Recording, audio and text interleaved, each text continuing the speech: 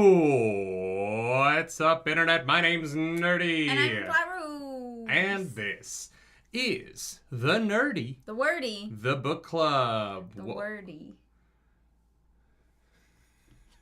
You want to start throwing gang signs now? Never mind. No, I like it. Okay, now I just need to come up with an N. Is that right? I think that's right on camera, but it looks wrong to me, right? The Nerdy. The Wordy. The Book Club. That's Hell right. Welcome back. We're starting a new book today. Same author, new book. Same author, new book. Yeah. We did that for a while, you know. Wheel of Time was mostly same author, new book. Yeah, but that was next book. Sure. That was a series. This is another new book. New series. No, but it's not a series because it's a one-off. Oh, this one's a one-off. Yeah, I don't think Warbreaker has a sequel.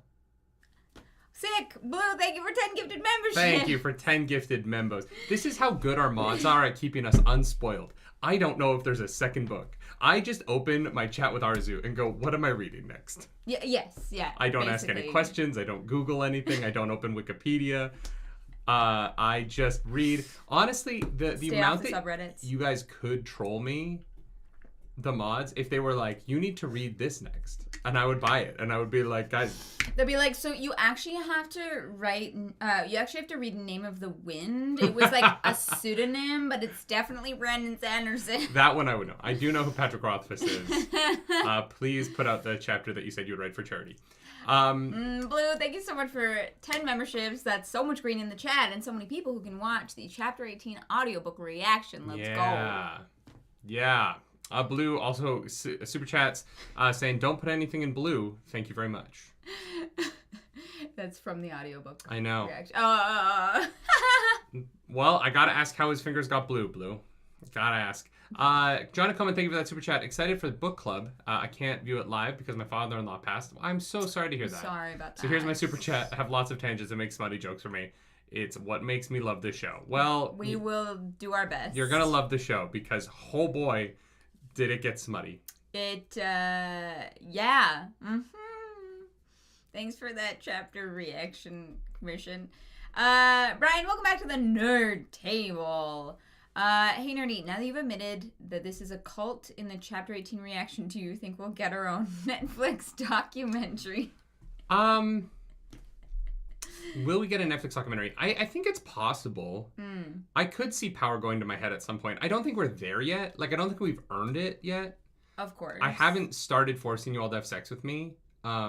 Which is like 90% of a cult, you know what I mean? That's not 90% of a cult, but that's where the documentary cults come from. Oh, is the sex cult. You know what I mean? Like, I feel like if you're not a sex cult, you don't get a Netflix documentary. We're just going to force everybody to contribute to Smut Corner. You have to add something. See, but even that would be really boring as a documentary. We need to, like, have, like, a physical, like, den somewhere. A commune. Den. The Nerdy Nightly convention. Maybe. Guys, wait. Crazy idea. Oh, Maybe God. I could get one of the actresses from Smallville to entice women to come have sex with me and be like, hey, I slept with Superman on Smallville. You should have sex with this guy who's not related to that at all. Yeah, you know what? I think that might work. Do you think that I should, like, I don't know, like, brand women? Or is that, like, too far? You know, I think that's too far, Such a dark but joke. it's a cult, so... That is too dark. I'm so sorry. David Sturgill, welcome to the Nerd Table. Happy to have you here. Everything about that story, everything about that hypothetical I just posed happened. And the craziest thing about it is that all of that was true. I didn't make that up. I know. It's all about branding. That's just fact. Branding. Ah, oh my fuck. God. Someone's going to be mad at me for making that joke. Oh, no. They're gonna be like, it's too soon. Is it though? We're here to talk about Warbreaker. Hell yeah. The war is breaking. Breaking news. War. Breaking news. War. What is it good for? Absolutely nothing. Arzu, thank you for that super chat. Super chat. Info for the people. Join the Discord and help vote for the chapter splits for the Way of Kings. Vote closes Sunday. Ayo, announcement from Arzu. Thank you for that super chat. Vote closes Sunday. Sunday. Sunday. That's in 2 days. Wow. Before we get into today's podcast, let's take a moment to acknowledge our good friends over at MistyMountainGaming.com. That's right. They sponsored this. This is an ad for legal reasons. I don't want that, like, very manicured Nepo baby on TikTok to start being like, Nerdy Nightly doesn't announce their ads properly. Somebody commented on one of our YouTube videos. Wait, really? Was it a YouTube? It might have been a TikTok or a YouTube video. I don't think it was a YouTube video because in all of our ads, we're always like, this is an ad. We got sponsored. No, I think like someone We're was the like, most obvious ad you will have people. to disclose your ads. And I was like, wait, what the fuck? I wonder if it's on something that feels like an ad, but it's just us being excited. But it's just us being dumb. We always disclose our ads. I want to be very clear. Very and this clear. is an ad for Yes. MistyMountainGaming.com. MistyMountainGaming.com pays us when you pay them. So, facts. So pay them. They make stuff, mostly sex stuff, but only fade to black sex stuff, called TTRPG Accoutrement. Do you want to roll dice to seduce that dragon? Well, they have the most beautiful little best dragon dice for egg that. dice for you to do that with. Yeah. Mine are blue, much like my balls. If you want 15% off your order at MistyMountainGaming.com, you can use code NerdyNightly15. Now I know you're a liar. Because Blue Balls doesn't exist. Facts. Fuck you. Facts. Yeah, mine just have something else. No, MistyMountainGaming.com. 15% off. NerdyNightly15. Do it. Do it. End ad. Ad over. Well done. Good job. The idea that we get any money for doing what I just did is insane. It's pretty great, you know. Yeah. We're living the dream over here. We are And truly living the dream. Not in the way that like restaurant people are like, living the dream, you know.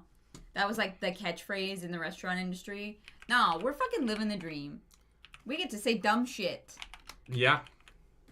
Cars, how do you feel about Warbreaker? Who else gets to say dumb shit? It's a lot of fun. It's very interesting in terms of like the world of it. Mm-hmm. You know, I think Brandy Sandy does the world building real good. Yeah, he does do that.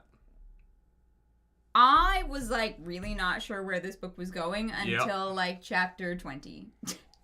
You know. When the priest stuff started coming up, the God King stuff, you know. Yeah, like, I wish we'd stopped earlier. Because I fucking called it to you, but chat doesn't know how much I called it. Chat doesn't know you called it. And That's fair. that sucks. Because now when I'm like, oh, it's like... I feel like I fucking nailed it, and then you guys are just gonna be like, yeah, of course you know that. It's in the end. It's in the last two chapters of the reading. It happened to me in Mistborn. It's okay. I know. Very I sad. understand. Very sad. You have a hair on your face. Can I get it? Thank you. I didn't just reach for it this time. That's true. You're you are welcome. learning. I am getting better. To not just poke those sharp ass nails right in my eye. You're not even. They will be sharp on Sunday. I know they will. I'm excited. Clarice is going to be doing another body paint cosplay because the woman likes to stand still for 4 hours uncomfortably. Yeah, I can't say I enjoy that part of it, but I feel like a badass, so worth it. How did you feel about Warbreaker? I liked it. I definitely think that it is a lot. The magic system is fascinating. Yes. In so many different ways. I think that what's so weird about the magic system to me right now is that it is a magic system that exists separately of use of it in such a like drastic way that I've never really seen before. Like there's not a lot of fantasy that I've read where the magic system is such a huge part of the social culture of the country that we're in. And also the majority of people are not participating in the use of it. They just have it to have it. And that is, it's just, it's interesting. It's very different way to use kind of the concept of a mana meter, if you will. Right. Is... My question that I'm not 100% sure on is if anyone who has more than one breath can be an awakener. Yes. Oh, okay. I think if you only have one breath, you can also be an awakener. The amount, the thing you would be able to accomplish would be so small that, like, why would you do it? right? I mean, yeah, I guess one breath probably can't, like, actually do anything. It is also just, it's fascinating to me. I feel like as a combat magic system, it's not great. You gotta get creative with it, which is why I think he wrote it this way. You need time and you need touch. And so, in terms of... It's not, like, overpowered. Yeah, and I can't... Other than maybe awakening a suit of armor that you are physically inside of, I don't see how it could... Maybe it could, like, enhance your abilities. So you have an interesting... We read it. That was part of the reading. What do you mean? The Vasher, like, strengthened himself with the... What did he use? A cloak? Or something? But he had to awaken something to do it, right? Yeah. So I'm saying, like, if you're... It's not like pewter where you can just be stronger, right? It's not like you can, like, make your skin tougher to bullets. So in terms of this world, it is a magic system that is easily beaten by weaponry. By range weaponry is going to be... And they don't have guns yet, but this is a world that, like, the power of it will run out as guns are developed in this world. Unless you just, like, even a strong longbow, like, right? You're not going to be able to... I don't know. Prep yourself with what, though? Like, with Vasher's, like, cloak. He's like, protect me. Like, it's like a literal shield. Right, but a cloak... The cloak can come to life, but the cloak doesn't become steel. An arrow would still pierce through it. It's just a cloak. Right? It doesn't... as far as I can understand, we aren't changing the, like, properties of the thing. We're just making them movable. Well, then how did the fabric strengthen him? I don't know. I don't remember him getting stronger. He was, like, jumping around like fucking Spider-Man over here. Yeah, it was like moving him. The fabric was, like, doing the moving for him, right? But I don't think he, like, got physically stronger.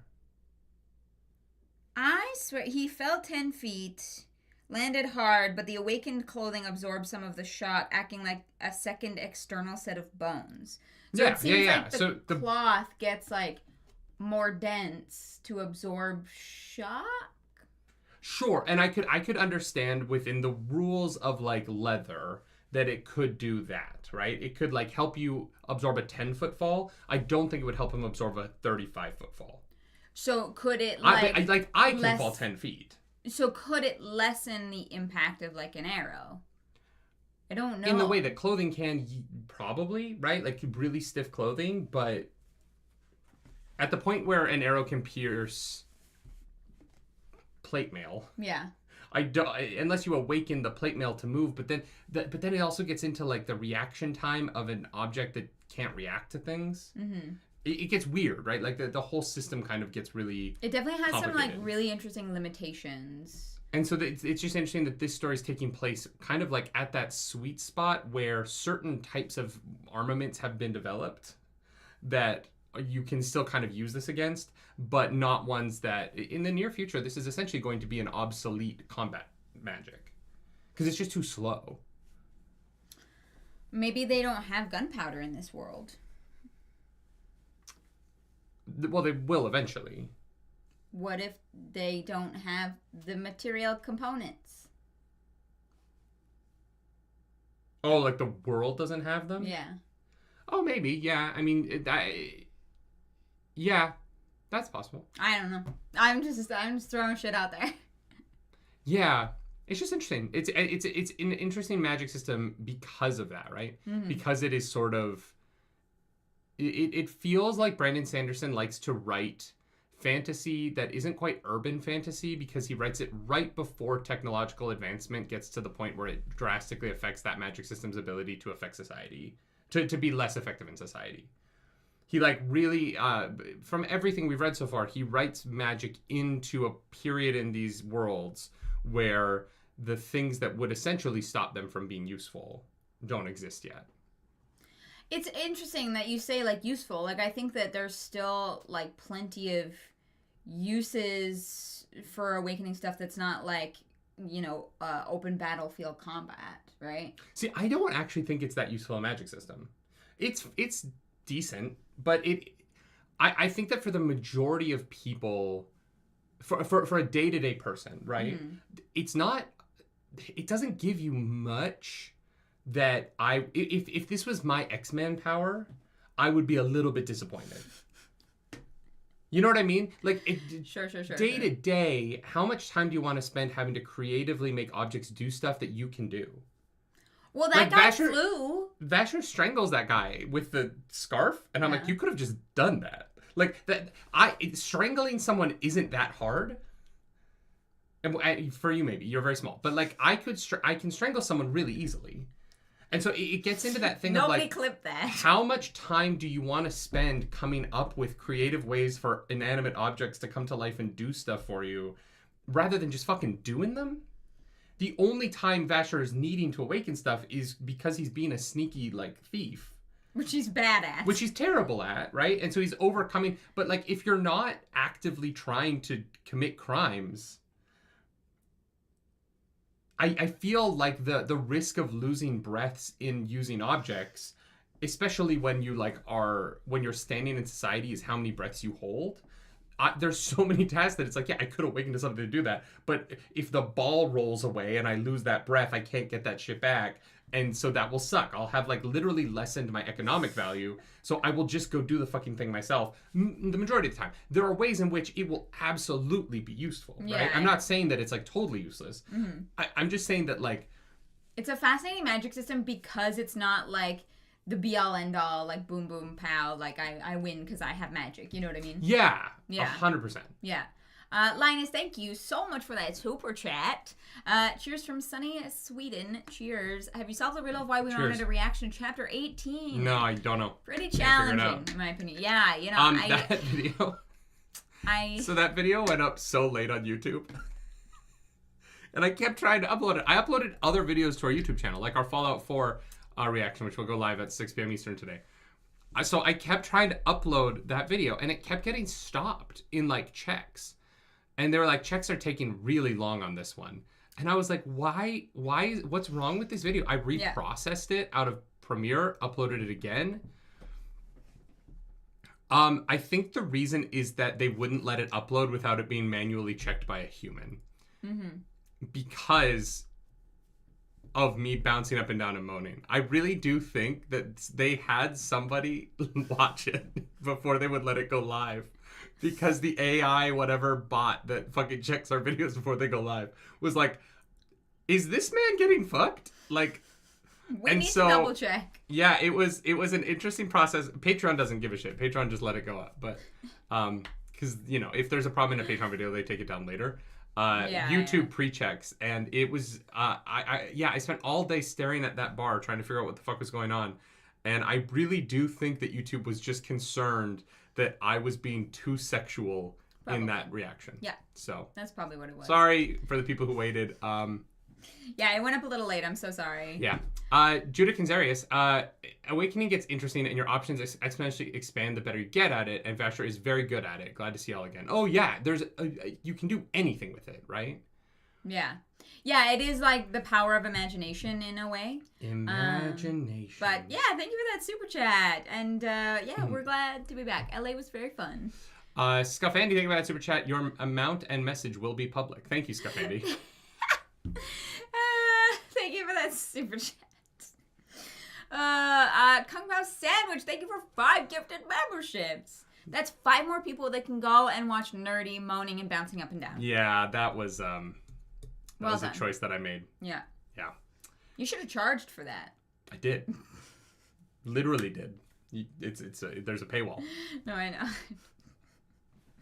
It was a joke, haha. Yeah, I do love the people that are like, oh, why are these behind a paywall? And I'm like, I get it. Look, I totally get it. Paywalls suck. But also, the videos only get like 300 views and they would absolutely kill our algorithm. So it honestly protects our channel. Yeah. Other than like having to make another channel, but I... Yeah, making another channel. Yeah. I would only have to deal with more comments of people being like, why don't you put the full audiobook on here and just steal from the author? Oh my god. Why don't you just commit theft? Yeah, someone commented on like your reaction or whatever. It was like, the only feedback I would give is to leave the video up in the corner the whole time. And it's like, so you want me to steal? Yeah. So you want me to have my channel thing going? Yeah. I'm like, well, Patreon will straight up just shut down your whole Patreon. yeah. Yep. Yeah, it's dumb. Anyway, prologue. Vasher sneaks in to prison by getting arrested. And then he awakens a little straw man, steals some keys, gets the keys, opens the door, goes over to the least guarded cell in the prison, the most important man in the prison, and breaks in, kills the guy, but not until after we learn that he gets all that dang breath. So I don't know if you missed this, but there were guards. There and weren't they died. There weren't guards on Var. The guards in front of Var's, he was like, Vasher comments in it like, they're going to feel real dumb for not protecting Var better. Sure, I guess. They got cocky. They're like, he can't do anything because he can't say anything, so. Yeah, they got cocky. Yeah. And guess what? They died, and Var's breath got taken, and Var died. Poor Var. I am only parroting what Vasher said. Yeah. Also, Vasher, I don't love the name. Really? Yeah, Vasher just sounds like, I don't know. It sounds inappropriate. Really? Yeah, there's something weird about it. Okay. I did not get that. Dasher. You know Dasher and Dancer. So Vasher is essentially the Kelsier of this book. Except he's not, though. You at the beginning, we talked about it. You're like, yeah, Vasher's basically Kelsier, and then later on we learned that, like, he's definitely not. I don't know. I think he's definitely Kelsier. He has an evil sword that he talks to. Yeah. That kills people and wants to kill more people. Okay, you're right. You are right. He is actually better than Kelsier because Kelsier just did the killing himself. Kelsier felt no impunities at the beginning of that first book in just murdering people he did not like. Yeah, but Vasher has a sword that talks to him. Which I don't understand. Still very confused about that. What do you mean? Like how it can talk to him. I'm assuming that it has a shit ton of breath in it. Yeah? Either that or another magic system. Or it's a sword that died and got returned. The sword is a god, actually. That would actually be really sick. Like, I don't know how you kill a sword. Like, I genuinely don't know. But... Interesting. I love the idea of a sword, like, breaking, and then, like, the guy waking up the next day, and it's just, like, there, complete next to his bed. The shards and it of starts Narsil. talking to him. Andriel actually starts talking to Aragorn. Aragorn, you are the king of Gondor. Let me murder Boromir. He's already dead. It's fine. We'll work on it. We'll rewatch the movies. I fucking hate so that you remember. So yeah, Vasher gets like 450,000 breaths or some bullshit, which is like the souls of people, but not, because complicated. This world, in case you didn't know, this world sucks. Like, everything about this world is awful. Yeah. The soldiers are zombies. Yeah. People are made drabs because of, like, gods who are definitely not actually gods, who are being manipulated by priests. Like, the world of Warbreaker is... You know those people who are like, do you want to live in this fantasy world? And it's like, it's like, would you rather live in Middle-earth or Hallandren? If you choose Hallandren, you are incorrect. Yeah. Like, this place is a goddamn fucking nightmare. Yeah. No, like, yeah. Just the way that, like... the priests take advantage of the poor. Crazy concept, I know. Is so wild because they literally like take the souls of children, but they still get to live. They just get to like live a fucking shit life where they don't get to experience everything to the fullest, and they're a literal child. And the priests are like, it's fine. We pay their parents. It's like, well. Yeah. I don't know how much of a say that, like, little girl got into giving away the rest of her life experiences. You know what I mean? Well, but it's not even her life experiences, her ability to enjoy them. Yeah. That's what's so interesting about it, right? Because it doesn't take away your like sense of self or your I think it doesn't take away your independence. It just makes it so that you can't really love anything, right? Like you can't be passionate. You can't be, everything is just muted. You can't taste delicious foods. And it's like basically choosing to get a large sum of money to be depressed your whole life. yeah. Like having But absolutely honestly, yeah, no yeah. highs. The ceiling is like lowered. But not to choose. Well, she did. It's to have your parents like offer you up. Yeah.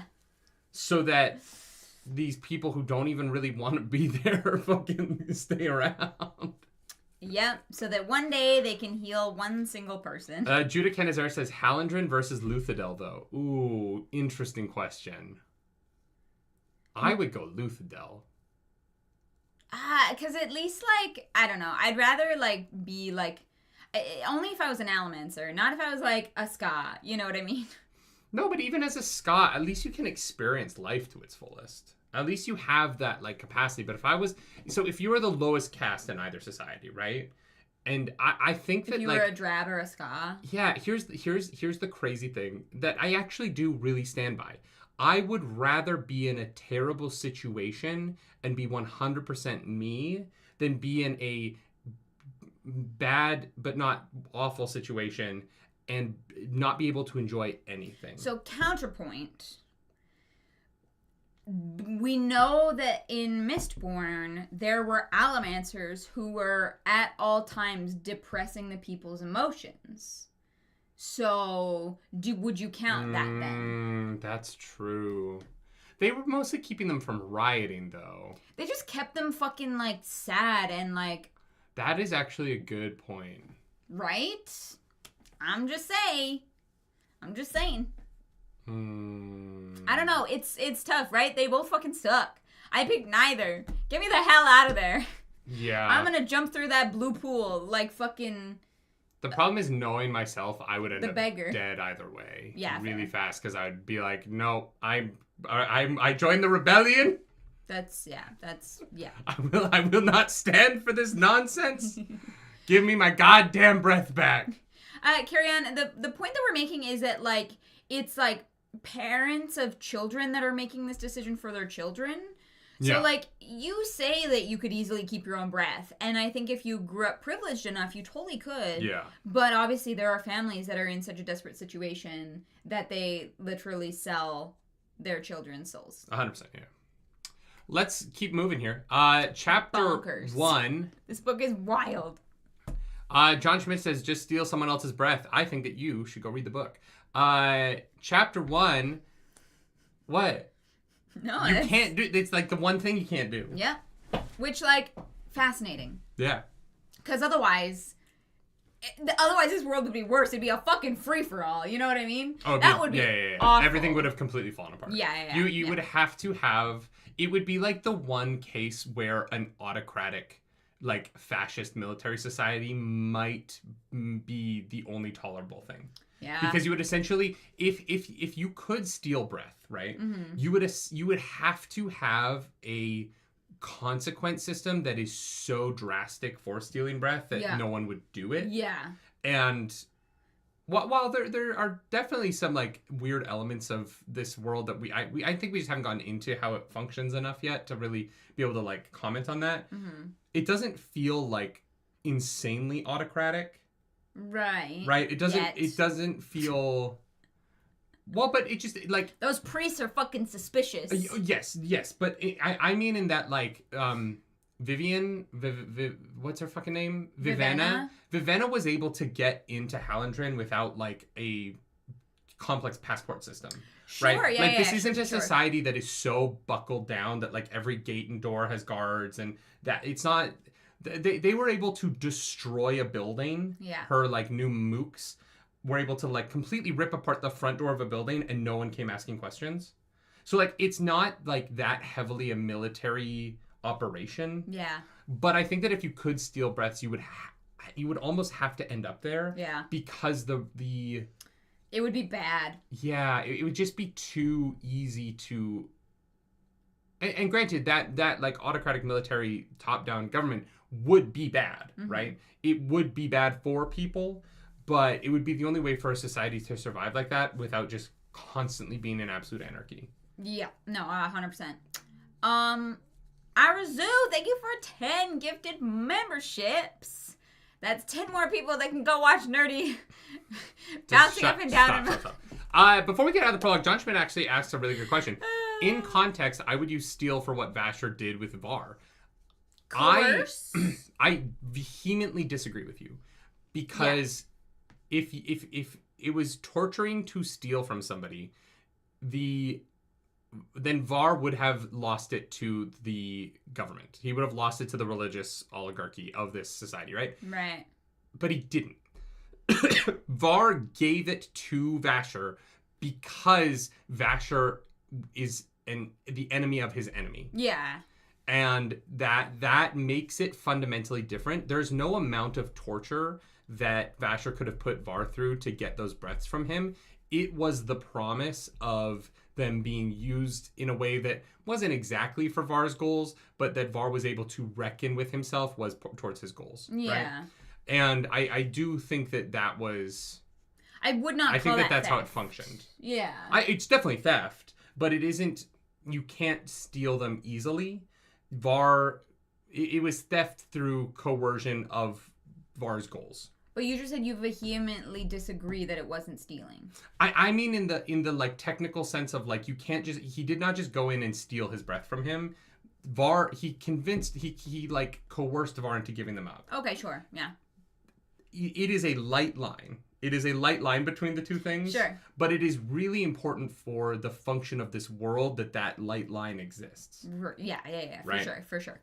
Because it makes all the difference. The amount that you would have to go around torturing people constantly for their breath would make this world non-functional. Yeah. Right? As opposed to this kind of... Yeah. Yeah. It's complicated. It's complicated. Which is great. Chapter 1, we meet Siri, a young girl with destiny before her that came about because of her birth, where she will be owned by a man from another culture. Is this the fucking Witcher? Yes. No, it's spelled differently, okay? Oh, is it? I audiobooked it. Siri is spelled with a C in The Witcher. Yes. Cirilla. Whereas I don't think Siri has a full name in this. I think her name is Siri. So spelled with an S. So it is different, okay? Calm down. Yeah, it was very funny. All of the series, I was like, Siri. Yeah. No, I heard it too. So my book says Alexa. What? Mine actually says Bixby. You know what I mean? I don't get the joke. Siri for iPhone. Oh God. Yeah. I have never... Okay, this is my not toxic trait. This is who I am. I have turned off Siri on every single phone I've ever had immediately. I've never used it. I don't speak into my phone. I don't use voice to text ever. If I send a text, I typed that shit. I just am not a voice to text girly. Wait, she has a full name? Yeah, her full name is Sisirina. I missed that somehow. I don't think it... Yeah, it's Sisirina. Sisirina. Cyrano, the Bergerac. So Cyrana, Cyrina, you're the most dubious man in New York City. It's Serena. All right, Siri, fuck, wow. It begins. She is the youngest lady. The youngest lady. She's the youngest lady. She's 17 years old. Don't worry, we're not going to spend a lot of time with her naked in this book. Oh my God. As an underage girl. I really was like, Brandon, when we got to that first nude scene, I was like, Brandon Sanderson, what the fuck? I was fucking worried, okay? Josh Timko, her name is Sean. You nailed it. Oh, it's Sean. It is. It's Sean. Welcome back to the Nerd Table. Thank you for that. It appears exactly once in the book. That's hilarious. Okay, well that makes me feel better because I was like, I missed that somehow. So she is. Brando says this is his horniest book. Darn, that's too bad. Okay. Wow, we're in for a very dry few years reading the Cosmere then. No. We're gonna add. That's what Smut Corner is for. Yeah, but we don't get that while we're reading it. Sad. Very sad. At least with Wheel of Time, I got to jerk off to all the spankings, you know? Wow. Yeah. Totally your thing. Totally my thing. God damn it. Yeah, okay, so Siri is the youngest daughter of King Dedelin. They live up in the mountains. They used to be the royal family of the place where Hallandren is, but then there was a war, and now they don't. They're basically fucking offshoot. They're kind of like Ireland in a way. Yeah, sure. They're like up there. Yeah. Basically, they have like the blood claim to the throne. Yeah, they've got the royal blood in them that allows them to change the goofiest power ever, their hair. which is to control their hair. Do you know how much money I would save? No. Do you know how? No. Do you know how miserable you would be all the time when the shade wasn't just right? Nah. Do you know how pissed I would perfect it. You would steal the breath from children. You would, to make sure that you had enough of a heightening to make sure that your shade was correct. Wow. I know you. If your red was off by just a little bit, you would be furious. You think I'm a monster? I think you are a monster when it comes to your hair. Wow. Absolutely I do. Okay. And you know I'm right. No! Fuck you. Would not steal children's souls so that my hair was the right shade. Yeah, you would. No, I wouldn't. Yes, you would. Wow. You would say that you wouldn't for like 6 months. And then you would go to a party and you would see another woman who is a little bit more heightened than you with that perfect shade of red, and you'd be like, fuck it, bring me children. I'm not a jealous person. Who do you think I am? Not generally, but when it comes to hair. No, I'm not. I'm just saying it would be very useful as a cosplayer to be able to change my hair at will. Josh Nimko, thank you for that super chat. Thank you for the He super wrote chat. this on his honeymoon, so there's an argument to be made that he lost his virginity while writing this book. Deep down, Brandon Sanderson thinks he's a 17-year-old girl. At least he did when on his honeymoon. Sure, He was like, this is what Bella felt like when she could finally fuck Edward for the first time. Oh, good lord. That's a crazy scene. Yeah. She wrote that scene. Stephanie Meyer? Yeah, the Bella Edward first fuck scene is wild. Yeah. It is spoilers. Wild. If you haven't read Twilight, so Sissy is basically just like riding around. Sissy? Is that what we're sticking with? Sure. She is collecting flowers, even though flowers are not chill. Because they keep Idrian super colorless, because that is how the animators can make shit move, is by stealing color from them. We didn't talk about that in the prologue, but that's how it works.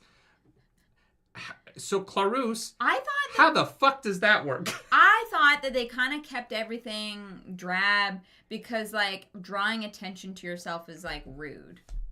Like, everyone and everything should blend in. I'm sure that's why they do it now. But I'm fairly certain the reason for it started out as not wanting animators to be able to affect you, and so you kept colorless, and then over time that adapted socially into a physical, into a societal reaction to color. But I'm fairly certain the beginning of it was a defense mechanism against animation. Okay, interesting. Most things. The Awakening. Well, animators who use Awakening, yeah. Okay. Judah, thank you for that super chat. If I had a nickel for every time a Mormon made sparkly vampires in a book, I'd have 2 nickels, which isn't a lot, but it's weird it happened twice. What's the other one? Yeah. What's the other sparkly vampire book? Clara starts her own breath. Shut up. Michael Gieske said, so you're saying there is a gay agenda. Yeah, did you see the title of this video? Okay, so the title of this video is Always Pride Month in Hallandren. Mm-hmm. The other option for it was going to be Hallandren is for the gays. But I didn't know if the gays would get flagged by the AI YouTube system. Oh, that's fair. Honestly, that is so fair. The auto flagging system is super weird. Mm-hmm. God damn it. Yeah, so Siri is not like the other girls. She wears pants, and she talks to the servants, and she is the cool girl. Because her sister is going to go marry the God King. And then her other sister's a monk. And her other sister's, yeah, because in every family, one of them has to become a monk, which is an insane tradition to me. Yeah. Can you imagine if you had 2 kids, and you're like, hey, guys, you're about to be 18. One of you has to decide to go into the priesthood. Her sister was 10. She's like, you know what? I know what I want to do with my life. Men? Nah. Celibacy. Oh my god. Okay, the returned are the other sparkly vampires. They're like soul vampires, I guess. They're not really vampires, though. They feed on people's They're souls like energy to keep vampires. them alive. Yeah. Yeah, okay. Yeah. I wouldn't call that It's a vamp. There are other vampires. things that absorb, though. I'm saying, like, they're not really vampires. I don't know. I think that like they have none of the other traits of vampires at all. they're hot. They're big and strong and hot. Okay, but vampires don't have Like to be Lancelot. hot. See, you've been too affected by Twilight. Vampires used to be ugly as sin. Sure, but like I'm saying in the books written by Mormons, they're hot, sparkly vampires. Yeah. I would like to point out The theme. that Brandon Sanderson has written yet another book where the church is the problem. But there's another religion that is not the problem, so it's okay to balance it out. I did notice that, yes. I don't know if you've ever seen what like the Mormon headquarters in Salt Lake City looks like, but it is a big sparkly white building.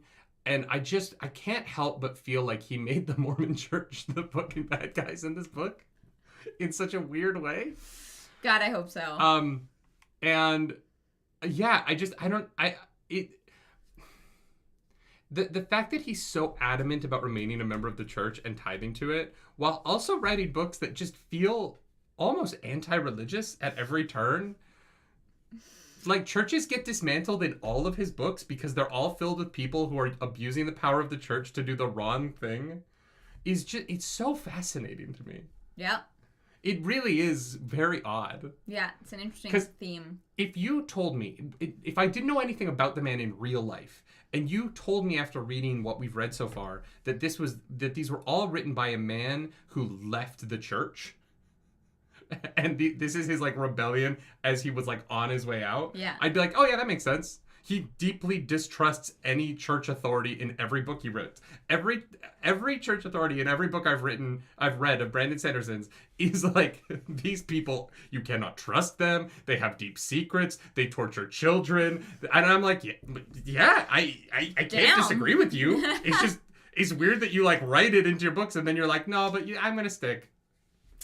No judgment. It's like, live your life. It's just, it's so weird to me that his like public stances are what they are, and his books are so like, religion is bad. Well, that's what I mean. That's why he has like a good religion to like balance it out. You know what I mean? Maybe. We actually don't know much about the Adrian religion. Judah, thank you for that super chat. A lot of Santa's books are surprisingly anti-religion and anti-capitalist for a Mormon. It's an interesting reflection of him as a person. Yeah. Yeah, it is. It is actually very fascinating. AMV fan, welcome back to the Nerd Table. Imagine being given definitive proof that you are not your dad's favorite. I don't know what that's like. Same. See, here's the problem. I am, without a doubt, my mother's favorite. My siblings all know it. She literally says it. I am the Vivenna of my family. Yeah. Except you're not, okay, not personality-wise. No. I just mean in terms of like placement. Yeah. And it's not like a 1, 2, 3, 4, 5, 6. It's just tiers, and it's me and then my siblings. Guys, I wish I was joking, but like I've literally been at the table where they'll be like, yeah, no, David's the favorite, and his mom's like, like she can't even. It was because my mom loves musical theater and I grew up doing it, and so my mom was just more interested in my interests than she was in my siblings' interests. Yeah. Your mom was not interested in Starfield and like fucking Starfield. No, not Starfield. Starfield came out 7 months ago. The strategy one. StarCraft? StarCraft. Your mom was not interested in StarCraft or Zelda. Arzu says, how do my siblings feel about that? Not great. They're fine. They've learned to live with it. That is true. They've just accepted it. It's a funny joke that they tell at the dinner table. It is more apparent now in adulthood, but only because when we were younger, it was because my mom loved what I did, right? Yeah. Which was fine. Like that's life. Now it's because the rest of my family all lives at home. Or not at home. They all like have their own houses. But they live close by. They all live in Calgary. And so when I'm there, I'm never home for more than 10 days. Yeah, it's like a special occasion. Yeah, and so it just kind of now the favorite thing kind of carries over because when I am home, it's special. And meanwhile, they get together for dinner once a week, right? So like it's less of a thing for them to get together than it is when I like fly across the country. Yeah, we balance each other out. You're the favorite and I'm the least favorite.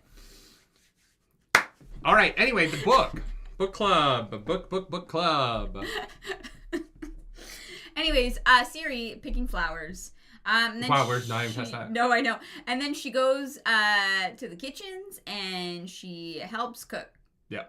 Yeah, because she was supposed to be back earlier, and she's like, "I'm gonna go be punished," and the cook is like, "Don't." Mab is like, she's just gonna punish you by making you cook, so just stay cook. Yeah, Mab is like, you can do your punishment now. So then we cut over to Didellen, King Dedede, who I did picture as King Dedede the entire book, and it made the book hilarious to me.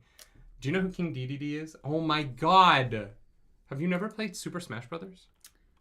Maybe. Oh, This is who I was picturing the entire book. Well done. Well done. I was having a blast with Warbreaker. I was just picturing some I really visualized really random shit for this book, and I was vibing. I was vibing with King Dedede, being like, I don't know how to send my daughter. And so he's talking to General Yarda, and they're like, hey, there's a war coming. And Didellen is like, I cannot allow Vivenna to go get fucked by the God King and impregnated, so I'm gonna send my underage much younger daughter who has not been prepared for this at all to do that because I fucking suck. Yeah, King Didellen sucks as a person. I just gotta put that out there. Didellen's the fucking worst. Yeah. He's literally like, oh, God, you know what? I do have a 17-year-old. Yeah.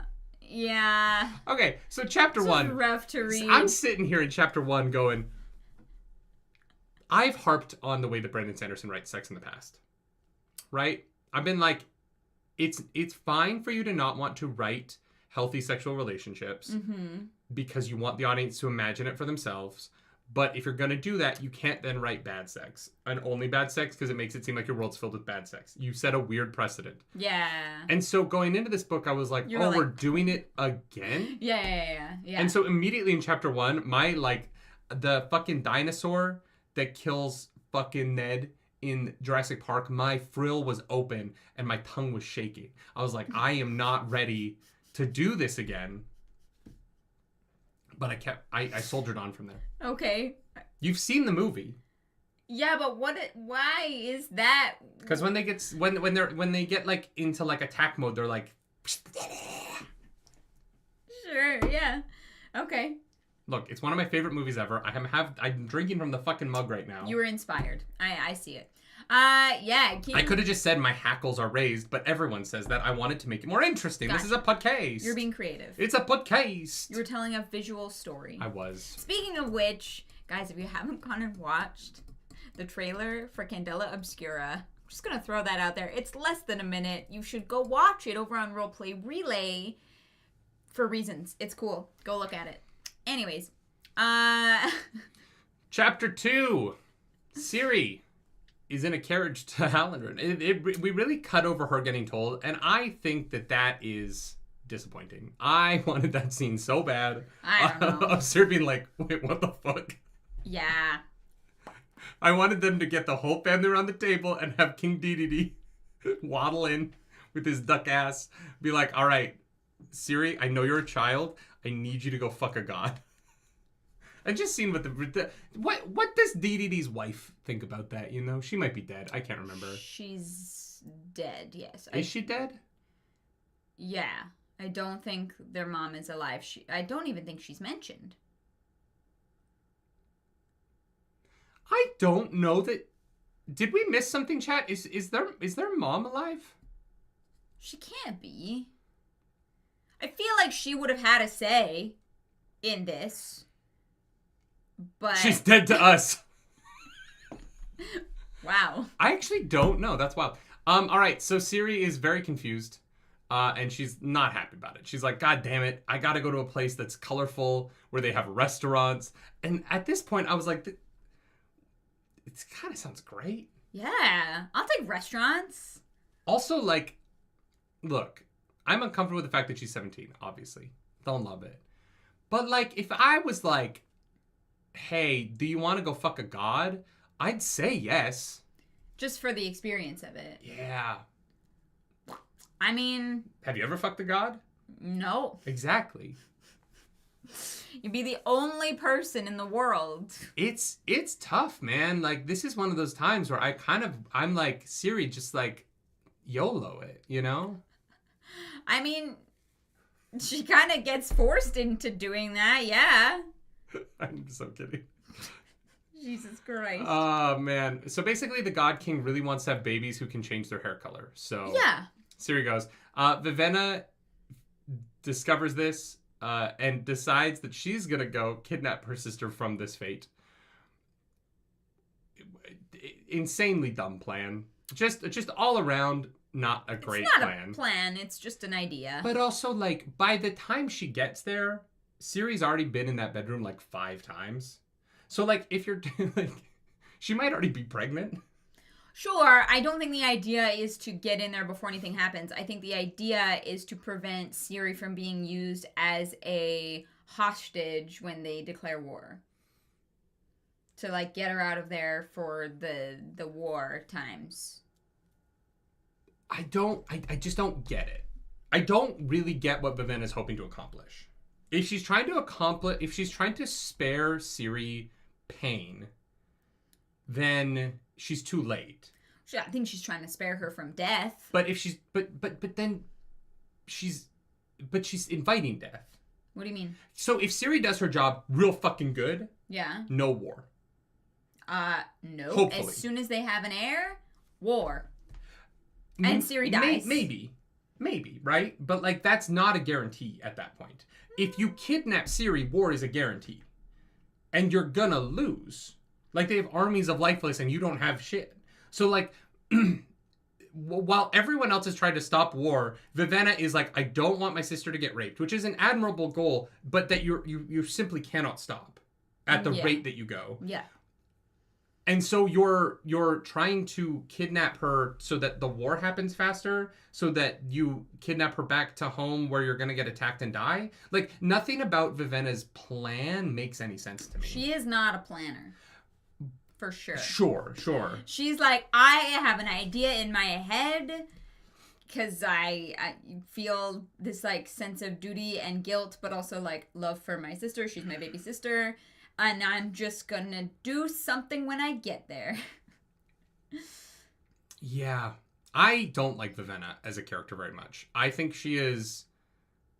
Interesting. I think that she is deeply... She kind of reminds me of Charlie from Hazbin Hotel, weirdly.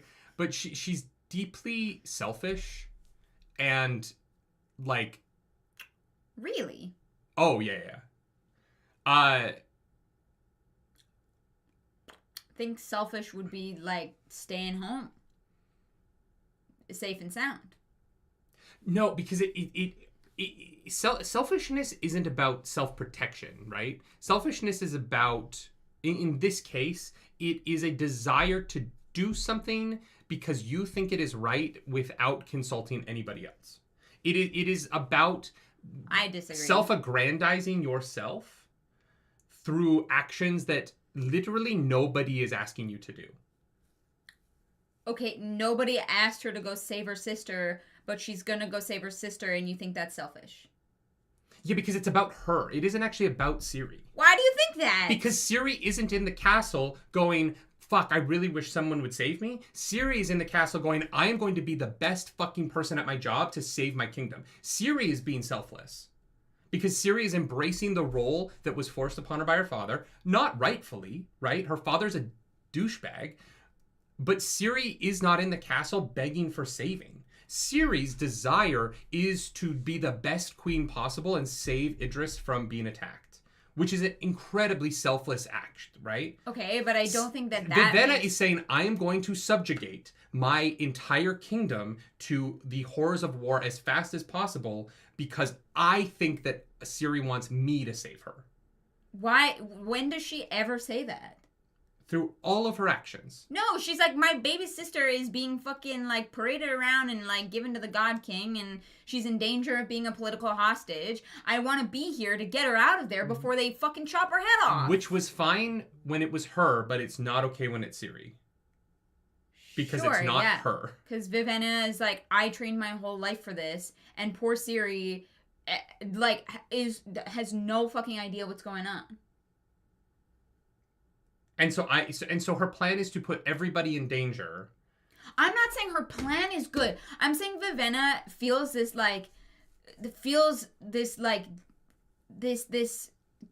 deep sense of like duty and probably like horror that like she knew for her whole life what she was being prepared for, right? And Siri did not, and then gets thrust into this, and Vivenna's like, what the fuck? Like, Siri doesn't know what she's doing. She's gonna get killed. She's gonna get used. Like, I need to be there so that when things go south, that I can save her life.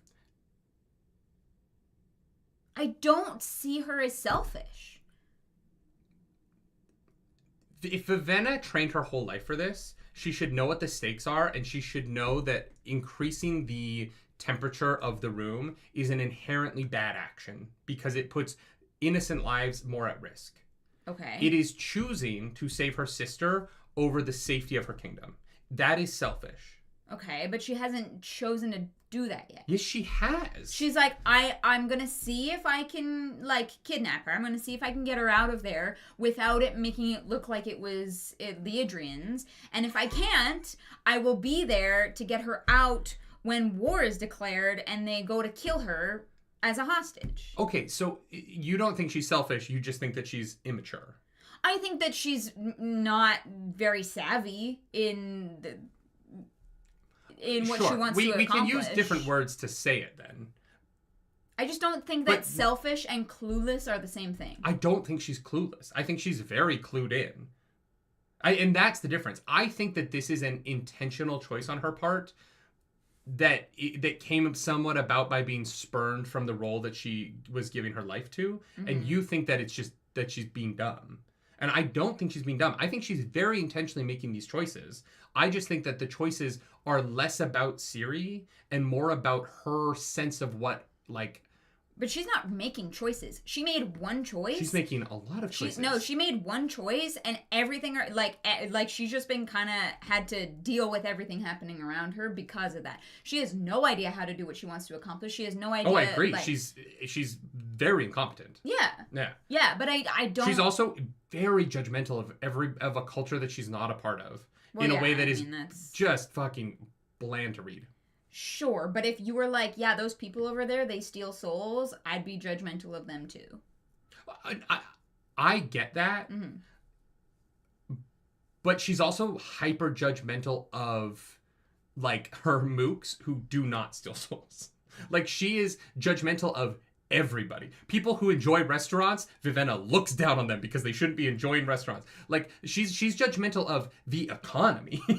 Like, Vivenna has strong opinions about anything that doesn't exist in Idris in a way that I'm like, girl, we are told that this is the character who trained her whole life to come live in this city, and she is vastly unprepared for every single element of this city that comes her way. And I feel like it's for the audience. We need a character who's like experiencing this for the first time to help the world building and for us to like understand what's going on. But like the fact that this girl spent her entire life trying to get ready for this one mission of living in this city, and she gets to the city and she's like, well, that's fucking stupid. That's dumb. I don't know why they're doing that. And I'm like, Vivenna, what did you think was going to happen with your whole life? What were they training you in? I think you're being incredibly harsh. She is Yes, I am being harsh. I think she's dumb. I think she's very causing judgmental problems. of awakening people using souls for her own personal gain. Because doing that would be selfish. That's one of the things she's judgmental of, but it's not the only thing. She makes like an offhanded comment about restaurants. But like the things that she's actually like upset about and judgmental about are using human souls for her own gain. Sure. I think that is totally justified. She was not prepared to go be an awakener and be given souls. I'm not saying that that isn't justified. I'm saying that in the like in us constantly being told that she's been preparing her whole life for this, she seems wildly unprepared for this. For just being in the city. Let alone all the other stuff. Siri seems to handle being around Hallandren better than Vivenna is. Yeah, but also the queen isn't allowed to leave. So No, I just mean like Siri seems to adapt to the colors and the like culture of Hallandren much easier and without having to be like pulled at as hard by the like Siri finds it within herself to be open to the mission that she's on, right? Whereas Vivenna is, and it's because they're on different missions. I totally get that. Vivenna does not want to be here, and Siri is actively embracing being here. Vivenna is also a lot more devout to their religion and ideals, right? She's like the perfect Idrian. A terrible idea for the person that you send to marry the God King. It's just like they should have trained her better. I think that the Idrian training was not good. I really like. I don't think that they set her up well to adapt to situations. Vivenna is the part of the reason why she's going to be bad at this mission. She isn't adaptable, which is what you need to be when you don't have a plan. I think she is adaptive. She's like, okay. Like, she's going along with it. She's not like, okay, every single thing that comes up, she's like, nope, no. And then the mooks have to like, drag her into it. Souls. She's literally having a fucking crisis. Like, that is not the only thing that she's had a problem with. That is not the only thing the mooks have had to convince her of. What else, then? Mercenaries in general. She's like, nah, Okay, she was like, wait, they sat down and were like, we're here to kill you. And she freaked out. Like, I think that as a first impression, that's not great. So she was a little like wary about it. And then they have a huge sum of money, $5,000 like dollars or whatever it is. Mm-hmm. And she's like, wow, you know, I'm really impressed that like they didn't take that and run off. That's really awesome of them. Yes, she does do that. She's still not a very adaptable character. She's closed off and like she doesn't lean into new things, which is what she's going to have to start doing if she's going to adapt to the city and save her sister. She's going to have to figure out the breath and the awakening stuff. Do you think she's going to? Yeah, I do. Yeah. Interesting. I don't know that I just want to say, Judah, thank you for that super chat. Oh, do we miss the super chat? There were two. Vivenna took a calculated risk, but she's real bad at math. Yeah. She's definitely not, like, the smartest. I like this from Michael Kioski. She can't be selfish. We're not on sell anymore. Thank you for that super chat. Thank you, Michael Kioski. Yeah. I don't know. I think it's really interesting that we see her very differently. I don't see any level of competence from this character yet. And I'm excited to at some point, right? I'm really hoping that I don't think it's bad writing. I think that people might see me like railing against Vivenna right now, which is more fun to argue with you about her than, you know, if I was making this point in a solo video, I would have already moved on by now. And sometimes we go on too long because we bounce off each other. Yeah. But especially when we feel very differently about something. I think that right now, Vivenna has made all of the wrong choices. And it will... and I'm hopeful that she becomes competent through the story changing her to be better for this. But she is not right now. Like, she is not right for this mission right now. Yeah. And I don't know what will get her there, to be honest. Mostly because I think her mission is dumb. I think it's an incredibly foolish thing to put your kingdom at risk because you think you need to. I just don't think it's a good idea. I think that there are too many lives in danger because of your actions, and I'm willing to sacrifice myself, but I'm not willing to sacrifice my sister is noble. But ultimately, like, if you got your entire kingdom killed over this, I don't know that you'd feel I don't know that anyone would agree that it was very noble of you if this goes wrong and you have no plan. Yeah, I mean, Vivenna does believe that the war is inevitable because it's what her dad thinks. Sure, but even in that case, your father is using this time to prepare for that war. And so if your actions shorten his time frame to prepare, and you lose because he wasn't able to get prepared in time, then all of your citizens have now died for what? Right? Sure. So that you could feel good about yourself. And that's where it's selfish. Save your sister. No. But you're not saving your sister from her pain. It's already happened. You're saving her life. They will kill her. Will they? You don't know that. Yeah, why would they not? Because she's the mother of the king? She's the enemy, literally. She is the, like, royal bloodline that they need to legitimize themselves. And so her son is good, but she is not. Why would they murder her in that case, then? What value would... hostage? Surrender to this war, or we will kill your daughter.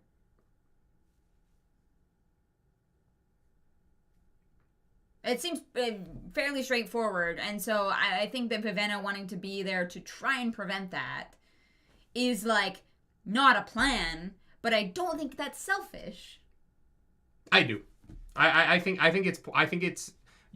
the risk calculation of lives is so deeply weighted against the innocent people of your kingdom who have no control in this, and so I do think it's selfish.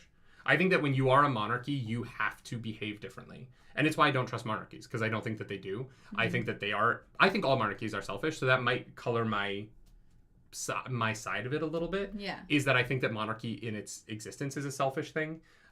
Sure. You know, I'm never going to fucking root for the British monarchy while, you know, Britain's in the middle of an economic crisis and King Charles is getting anointed in a gold robe. You know what I mean? Yeah. I'm just never going to be on that side of it. But anyway, we need to move on because we're in fucking chapter 2. I think Vivenna is dumb and you don't, and that's fine. What? No, I think she's dumb. I don't think she's selfish. Sure. Those are very different things. Well, then let's just stick with dumb. She's dumb. Are we... I don't even know where we are. Chapter 3, we meet Lightsong, whose name I cannot get right. Yeah, you're like Lightbringer... I think Lightbringer is a god in D&D. Lightbringer, I think, is a sword in Game of Thrones, but I could be wrong. Yeah, anyway, Lightsong is a character who... is around. I think he's going to be really interesting in the back half of this book. Yeah. But fuck, do I find him boring. Yeah, he's going to be important later. Yeah. He's because when he stops being useless... and starts being interesting, I'm going to be really interested, and it's going to be worth it. This is one of those things where I'm like, the payoff of this will be worth it. Yes, 100%. Because basically, Lightsong right now, in this whole section of this book, like just in general, in the 21 chapters that we read, Lightsong is a god who doesn't believe in his religion and that he is a god, and he sits around doing nothing all day, feeling bad for himself. And that sums up his story for the first, like, third of this book. Honestly, I like Larimar a lot more than I like Lightsong. I love the two of them together. Like their scenes together. I didn't really find his stuff super interesting until the conversation about, like, what it means to... like, give up all your breath as, like, a return. Mm-hmm. Like, why you're there and what that means for the people in the religion. Like, I found that actually, like, infinitely fascinating. Mm-hmm. And, like, as a character, like, I do find him enjoyable to read because he's, like, funny and sarcastic and whatever. But, like, his story isn't doing much until, like, now, I think. Until coming up soon. Once we find out that the priests are all bad, which I called in like chapter 5. Yeah. Which I called almost immediately. I mean, I was like, oh, like they're being run by the priests. I know. The priests are literally giving them children's souls. So like, yeah, it's shocking. Well, I called it before I read that part though. Oh, fair. I called it almost immediately when we got to the tower. I was like, oh, yeah, these gods are useless. The priests are fucking. There's an evil order of priests. Because the thing I said to you was, I want to know who's actually in charge of this country because it isn't any of the people we've met. Yeah. Yep. 100%. I really like Larmar, his high priest, who he calls Scoot, which I'm gonna laugh if that is him remembering the guy's name from his return. That would be hilarious. Oh my god. Well, because in that final chapter, he's like, you know me. Yeah. You fucked up. Yeah. You know me. Yeah. Which, honestly, like, if you did know someone, I'm amazed he managed to hide it for 5 years. Yeah, that's pretty impressive. That would be hard. Yeah. But also, like, how do you become a priest in this world? No idea. Is Scoot evil, then? Because the other priests are evil? I don't know what the fuck's going on. No idea. Anyway, he goes and he so basically the returned, if you die, you can come back. And when you come back, you're returned, but you only live for 8 days. And on the 8th day, you must receive a breath from somebody else, and they must become a drab in order for you to live another 8 days. Yeah. And so the religion is basically that they believe that if you return, you see the future, so your words are wisdom, and that they should give their breath to you in order to keep you alive so that you can deliver wisdom and future knowledge unto the population. Yes. Because the idea is that only people who have died and seen the other side have the foresight to, I don't know what's going on. Even though doesn't seem to really work, but I mean, I don't know. We definitely haven't been given any examples of it working. I don't. Yeah, the gods that we've met have all been kind of selfish nincompoops. We've met 2. Yeah. So it's like, and if those 2 are talking down about the other ones, how useless are they? Yeah, I guess. The god of jokes can't tell jokes. What the fuck is this country? The god of jokes. What is this country? That was very funny.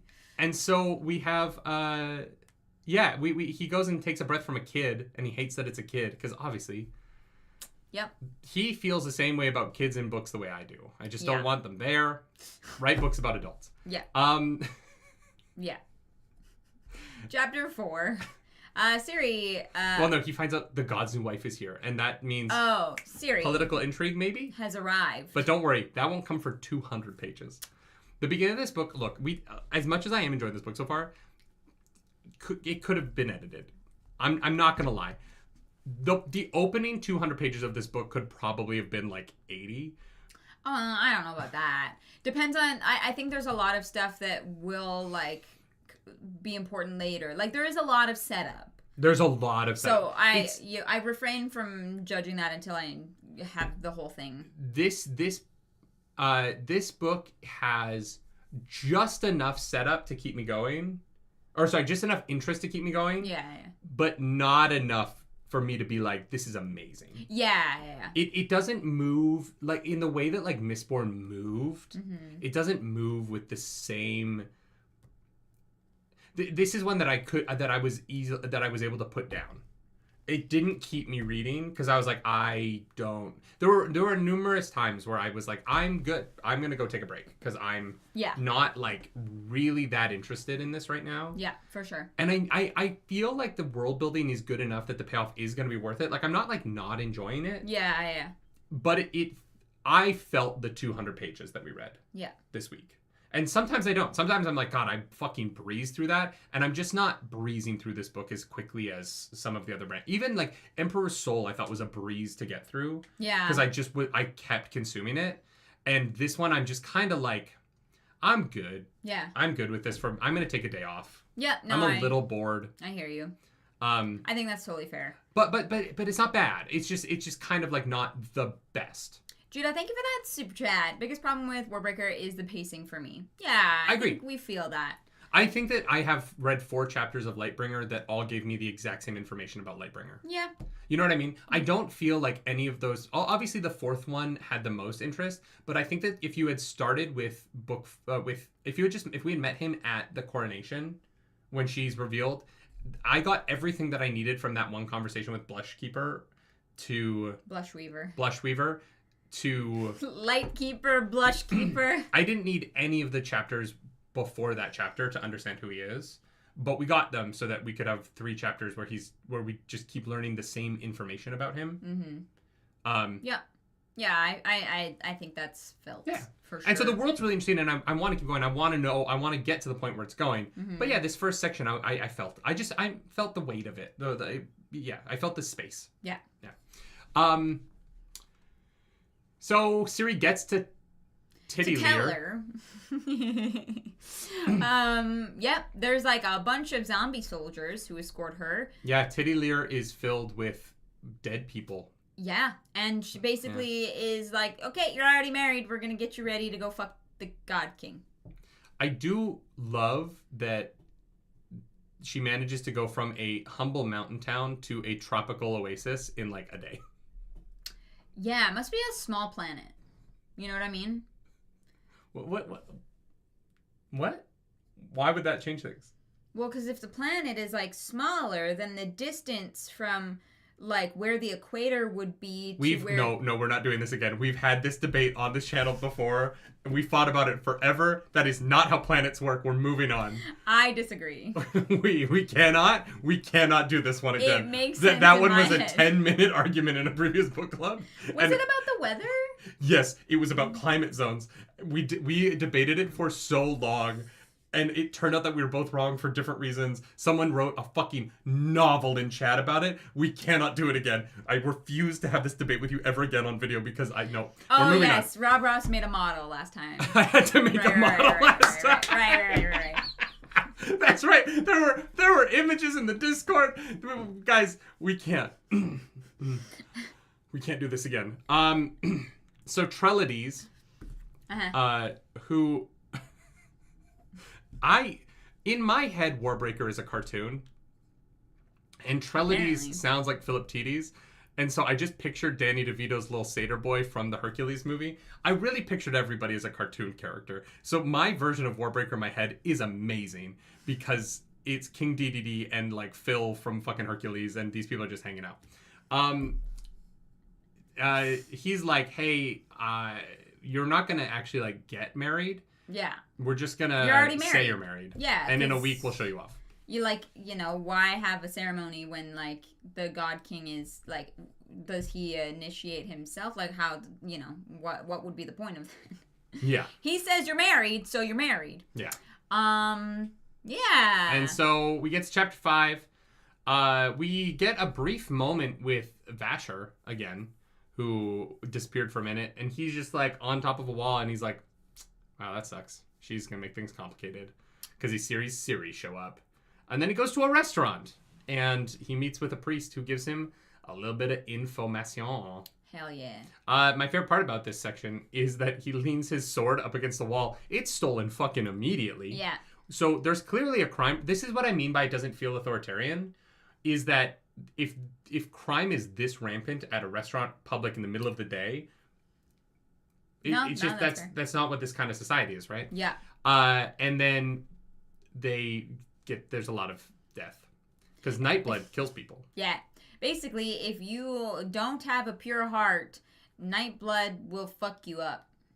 And that's it. There's like tendrils. Wait, really? A pure heart? Yeah.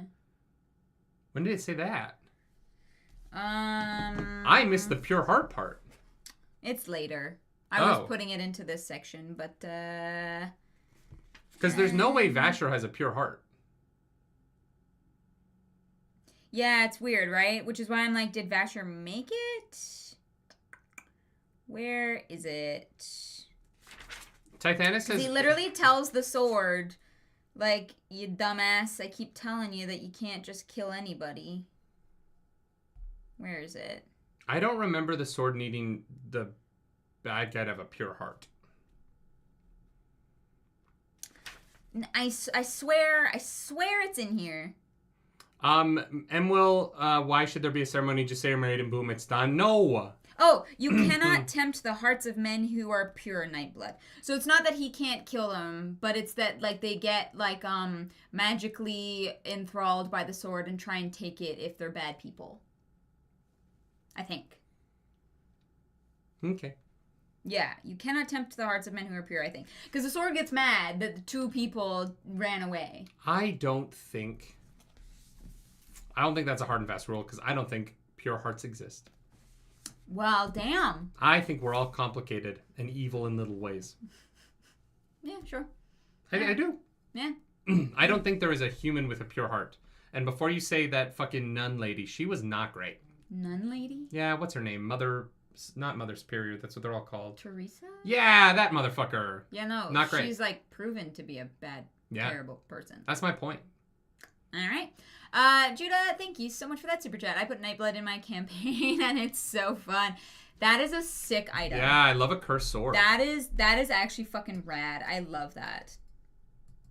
Yeah. All right. That gets us to a light songs part of this, where he just kind of sits and watches the queen arrive. He's like, dope, cool. Mm-hmm. And that's it. We also find out a lot of the gods, they're immune to being drunk. They're immune to sickness. They're immune to... they can't have kids. The God King can, for some reason, but none of the other gods can. And they cannot get headaches. Maybe this is Elantris. I would die. Why? I would just be like, heal a child, and I'd go. I can't get drunk? Yeah, I mean, you can't get drunk I can't drunk anyways, now. Yeah, that's true, actually. That's my life now. Yeah, I'm so sorry. Fuck, wait. Am I a god? No. Oh. Well, actually, no, can't make that joke. What joke? Your mother might watch this.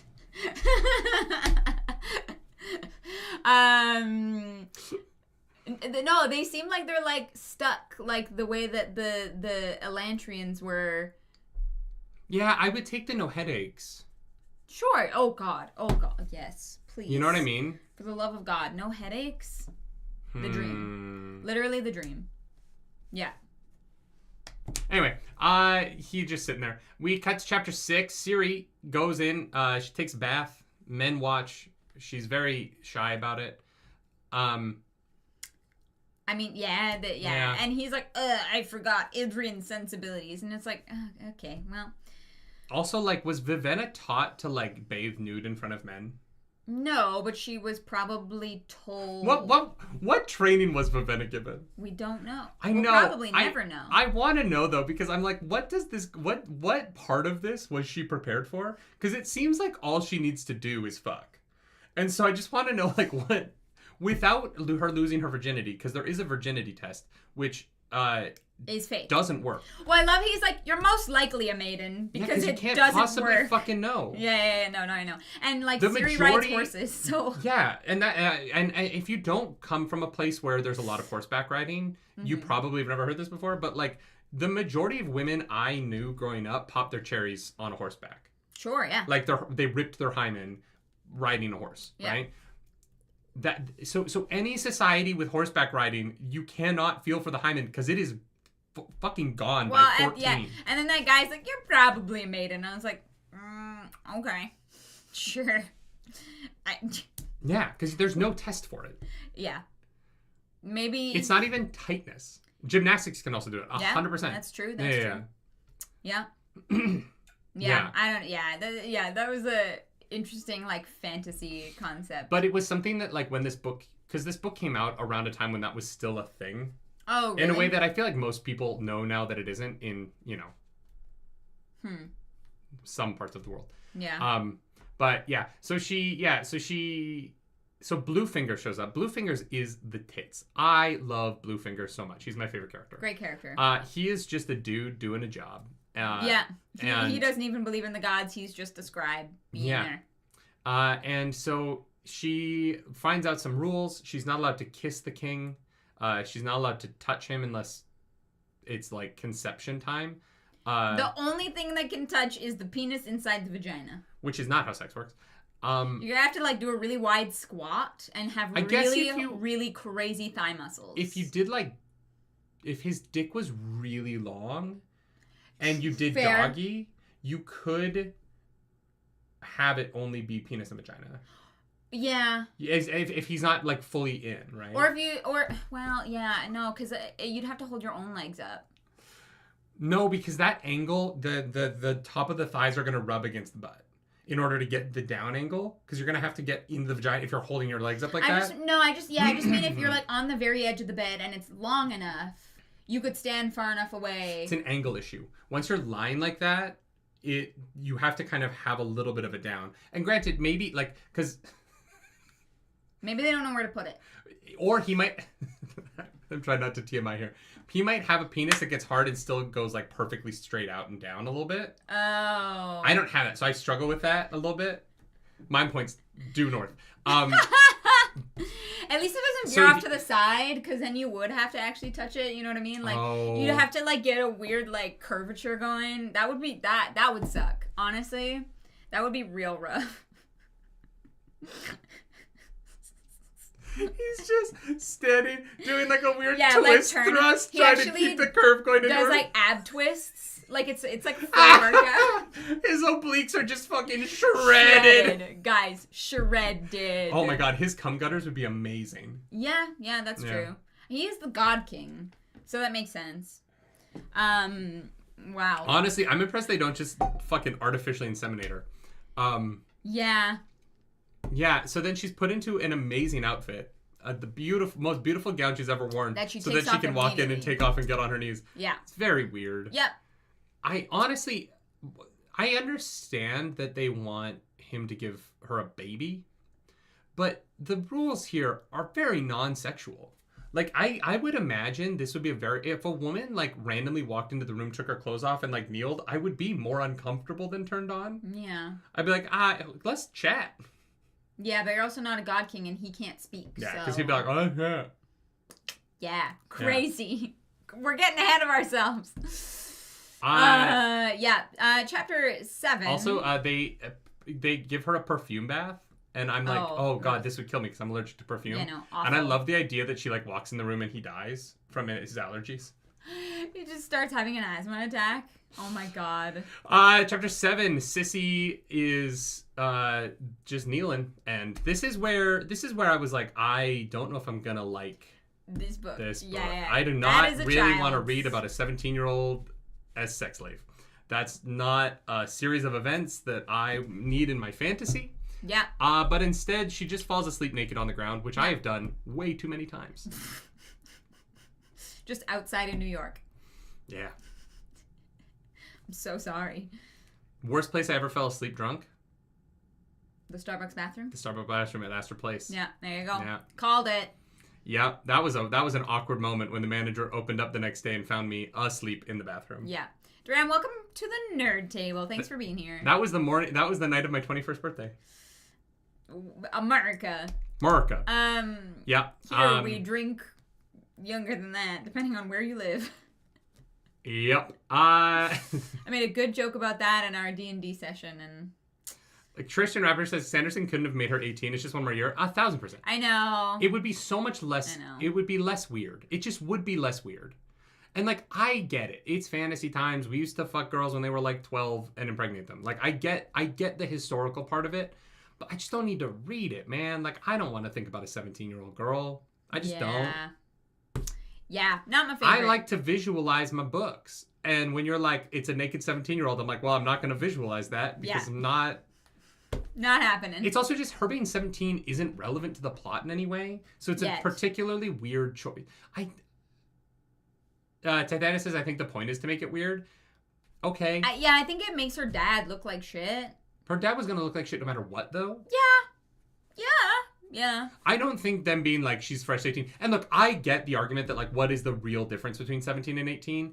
I understand where that comes from. But for me, it is a mental thing of like, that's an adult and that is a child. Yeah. Yeah. Yep.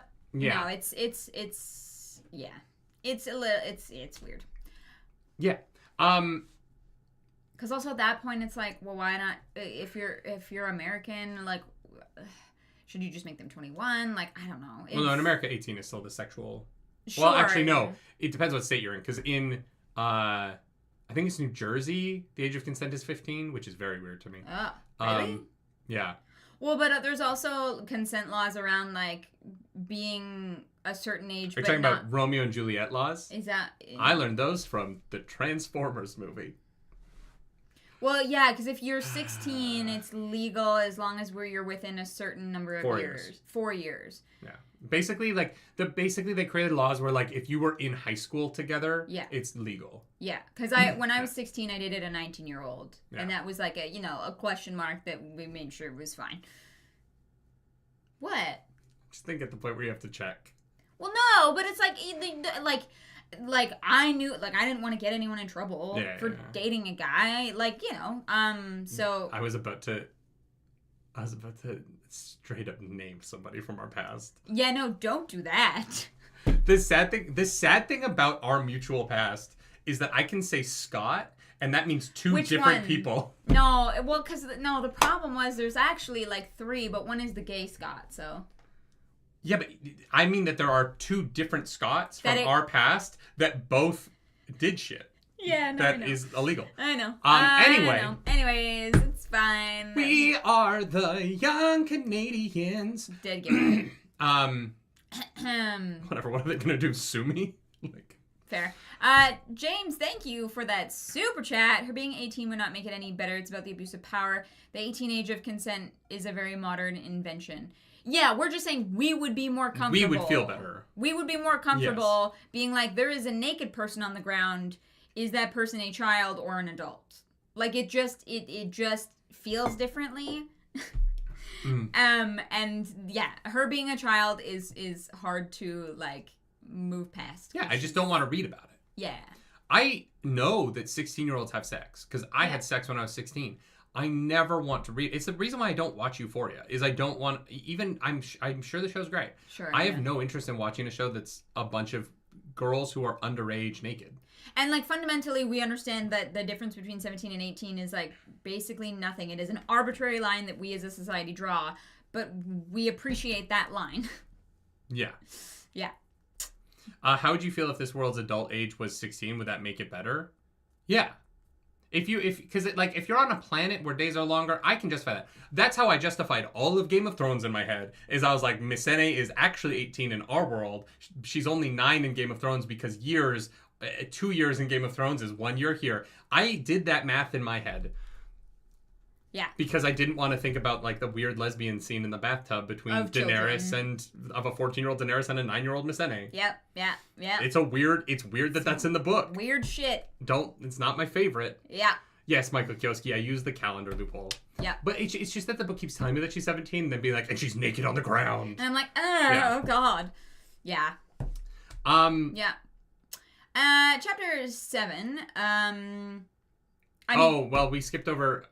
No, wait. No. She goes, she, like, lays down naked and then, like, basically, like, falls asleep. She's like, oh, am I not good enough? He doesn't say anything, and then passes out. And I love Siri as a character because she's like, I am going to keep sleeping on the ground, so I'm going to start asking for more elaborate soft outfits so that I have better blankets. Yeah. As much as I am not a fan of Vivenna, huge fan of Siri. Siri is making the best of a bad situation, and she is rising to the occasion. Yeah, she's pretty great. She is doing her best at every turn. I'm on board. Well done. I like Siri a lot as a character. Mm-hmm. She's not quite Bluefingers. Bluefingers is my boy, but Siri's definitely number 2. Yeah. Then we meet Blush Weaver, who is another god, who is like, I want to fuck you, Light Song, and he's like, nah. Ladies have this, like, idea that they can fuck whoever they want if they just come on strong enough. Most of the time. Not true. If you come on too strong, there's a lot of dudes out there who enjoy the chase. And if you take that away from them, they're not interested. Ugh, yeah. Hey, it's not me. If you come on really strong to me, I'm down. You know what I mean? Yeah. I am a whore. But there's many men, and this is where Lightsong and I differ. Because I would have been like, yeah, okay, let's go. I don't give a fuck. I love that for you. You've met me? I know. I'm well aware. I also love that she has makeup on her thighs. What a weird place for makeup. Yeah, like, is it blush? I don't know. Oh no, wait. She has like patterns that are like drawn on. It's like henna. I was about to say hentai, and it's not that. Henna? Oh, yeah. I think. Maybe it's henna. I don't know. Yeah. Yeah. Yeah. Anyway, I would have fucked her, but Light Song doesn't. Doesn't. But Blushweaver basically decides that he's on her team in whatever's coming, which I think is hilarious. That she's like, all right, you're one of mine. And he's like, what? When the fuck did that happen? Yeah. Chapter 8. We get Siri. She wakes up. Her boy is gone. Yeah. And so she gets in the bed and she's like, oh, thank God. Yeah. Oh. Hours later, she wakes up and burns her sheets. Why is she burning her sheets? That's what they told her to do. What the fuck is going on with this court? I don't know. At first I thought it was because, like, nobody's allowed to touch him except for Siri. So no one can touch the bed sheets that they fucked on except for Siri. But that doesn't make sense because I'm sure that the God King doesn't dress himself. Oh, wait. No, I know what it is. What? They're worried that one of the servant girls is going to rub his cum into her pussy and get pregnant. And so Siri... That's not how that works. Yeah, it is. It could. It's low risk. But there's a possibility that a woman would, like, stuff the, like, cum-soaked part of the sheets up inside of her to try and get pregnant. And so if Siri is the one that burns them, the only person who can get pregnant in that situation is Siri. I don't think that's it. No, I'm almost 100% certain that is it.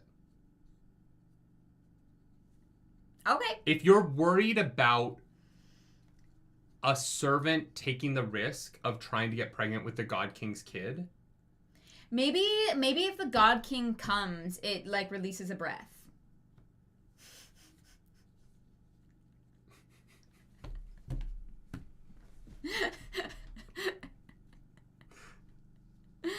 I just love the idea that, like, there's some, like, God jacking off, and as he comes, you just hear...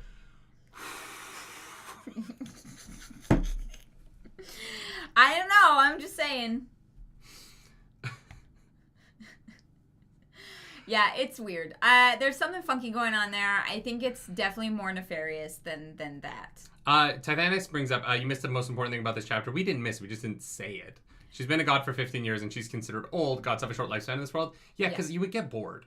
I honestly think that most of the gods of this world eventually give themselves to their bounties because they're just fucking bored. Yeah, but Blushweaver is so, like, selfish. She, like, very just enjoys the life that she has and is like, yeah, fuck it.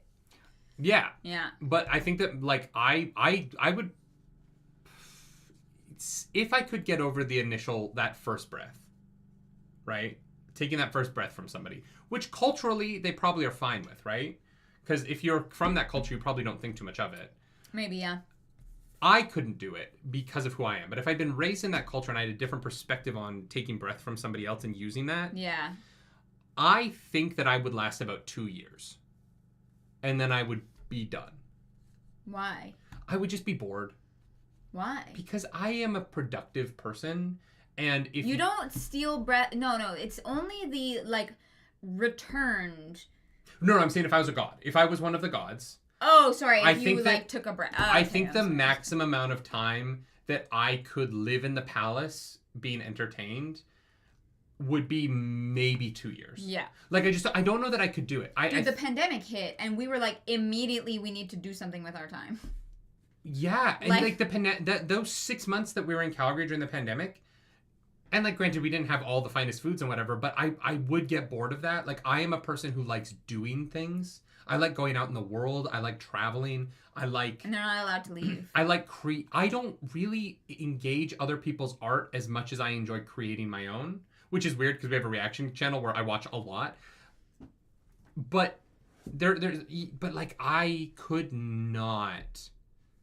I just couldn't do this for years. No.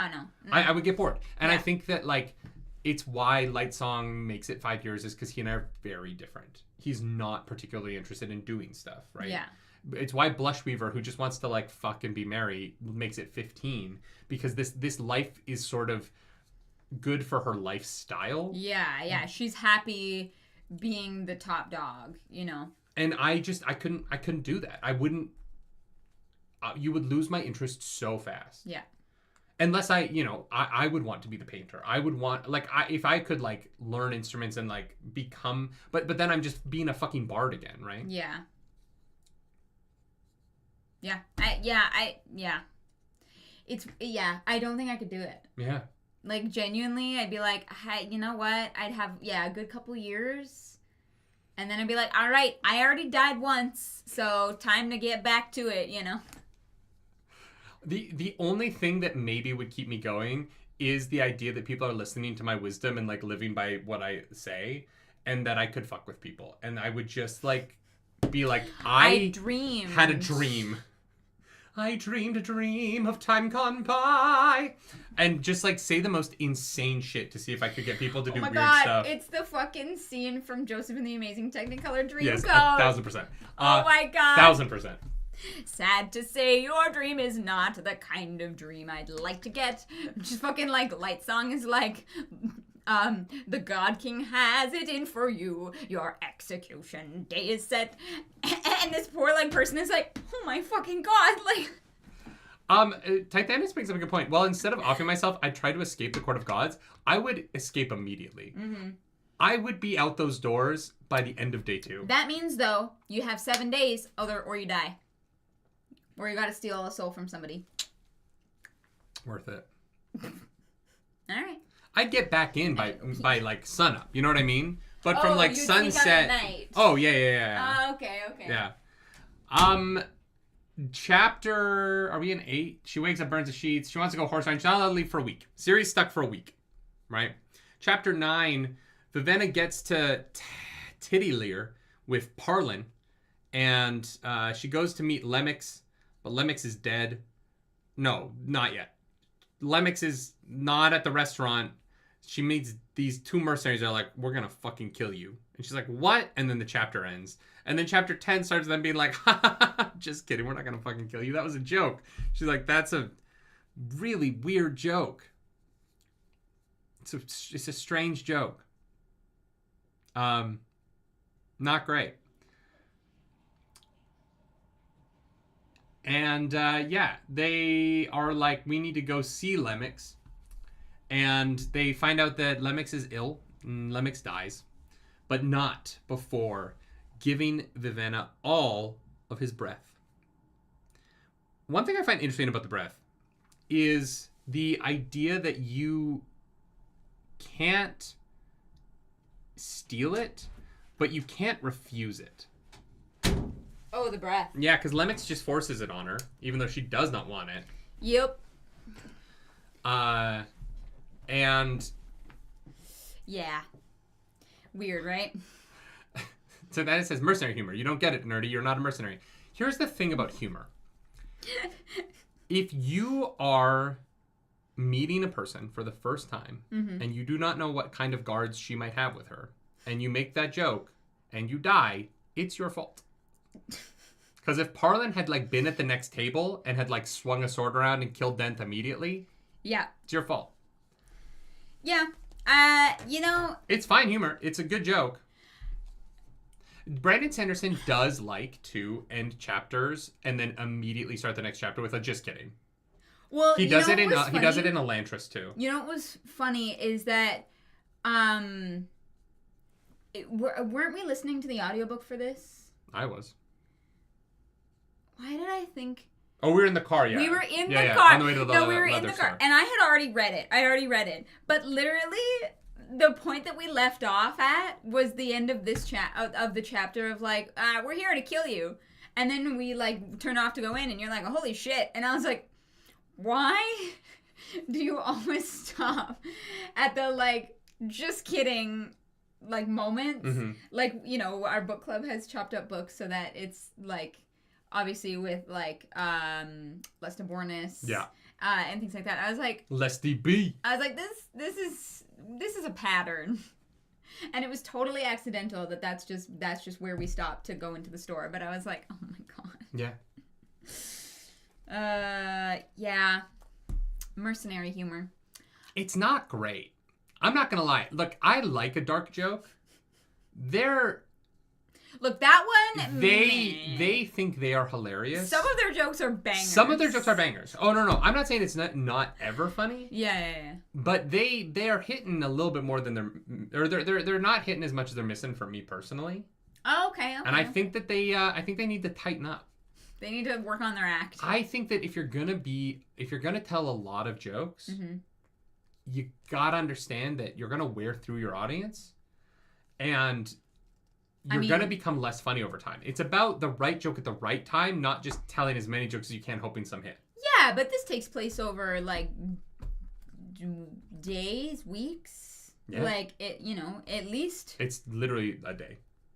It's one day. No, I just mean like all of their jokes don't take place day. in one day. Yes, they do. No. Yeah, they meet. They go to Lemix. They go to the thing. It's literally one day.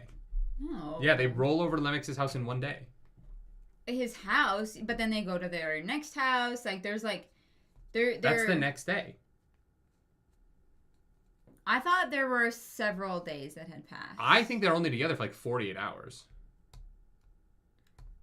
Before, what's her face? Julie shows up or whatever? Yeah. Oh. I don't know.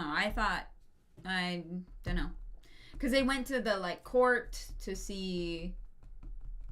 I don't know. I don't know how much time has passed.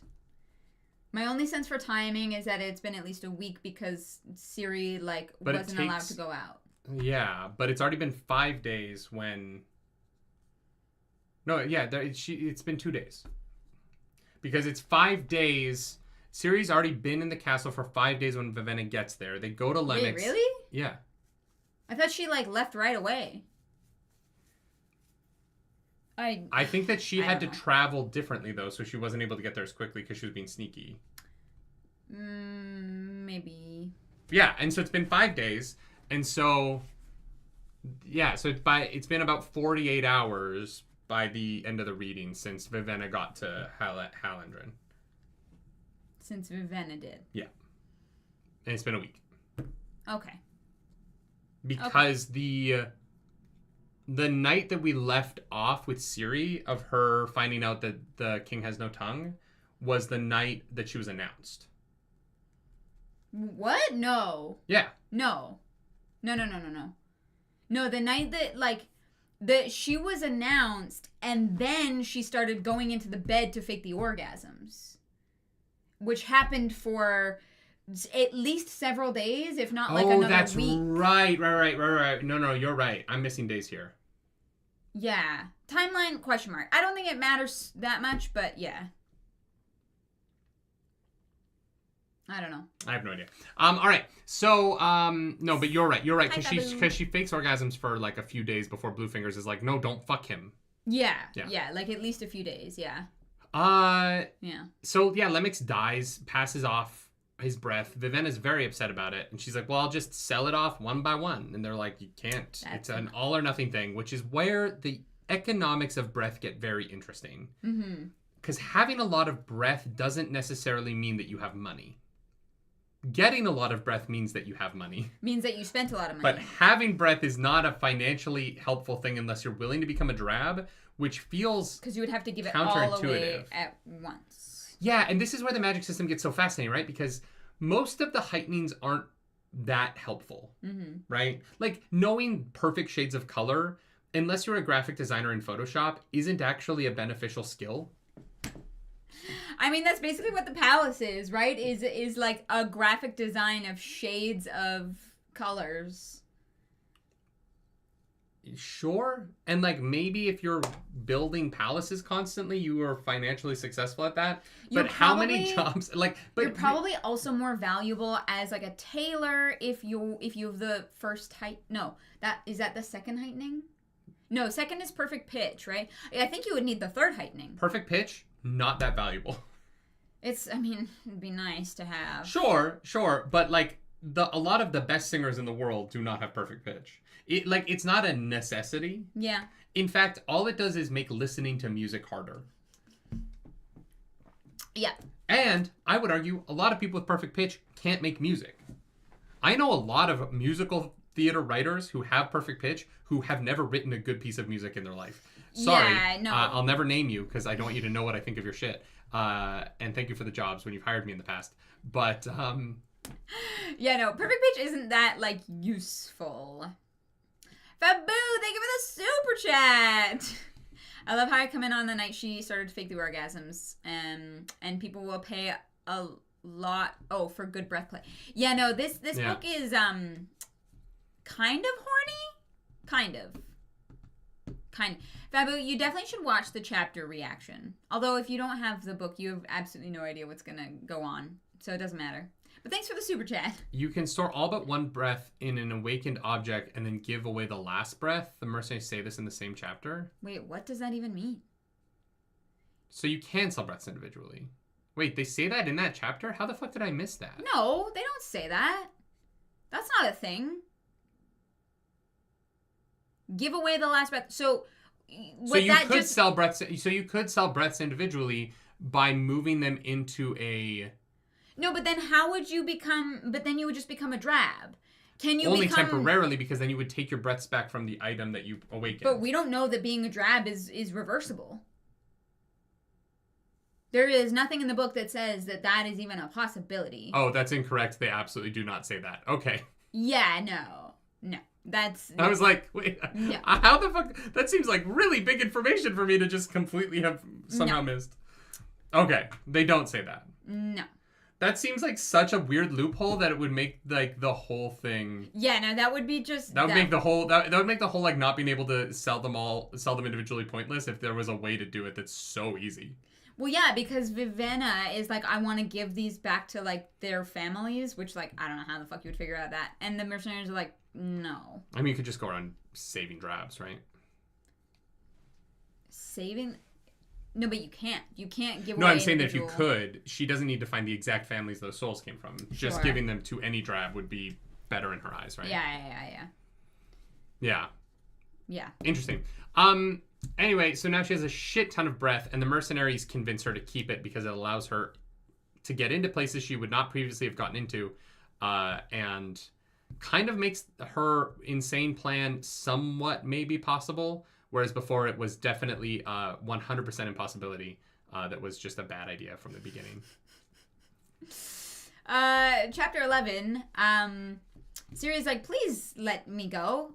And he's like, no, fuck you. You can't go outside for like a whole week.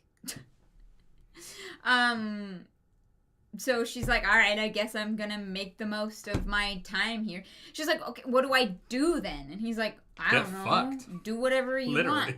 Have some entertainment. Bring in some musicians. Paint some shit. I don't fucking know. Like, he's so like, I don't give a shit what you do. I hate the lifestyle of the gods. The idea that I would be in an all red room and that they would bring in more red shit and then I would go to a green room and it's all green. Oh my God. I would slowly lose my mind. Yeah. Like, honestly, it's amazing any of the gods are sane at all, given the, like, wackadoo lifestyle they lead. Yeah. Oh, you're going into the purple room. We got to make sure everything's purple. Also, like, fucking, how do these buildings work? It would be like that pink room we stayed at. But oh my all God. the time. Yes. Yeah, but we were only in that pink room for a week. And I felt like I was losing my fucking mind. Yeah. Like, I literally woke up every morning and thought that I had died. Yeah. I would go crazy. Yeah. Like, I would legitimately go crazy.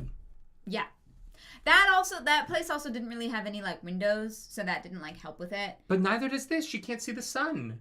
She's inside and she, like, there's no windows and she's like, I just want to see the fuck. Can I go outside for 5 minutes? Yeah, no, I hate it. So much so that when she finally is let out, she's like, no fucking umbrellas. Let the rain fall down and awake my dreams. Yeah, I'm trying to mirror your dance moves here.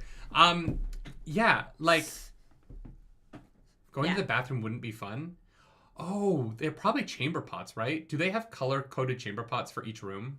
Yeah. She's like, I want to poop in the purple room, and they just bring in a purple chamber pot. Well, that's the thing, is, like, she doesn't have a room that is her own. Oh my God. I literally, like, the description of this, it drove me crazy listening to it. I was like, this is so...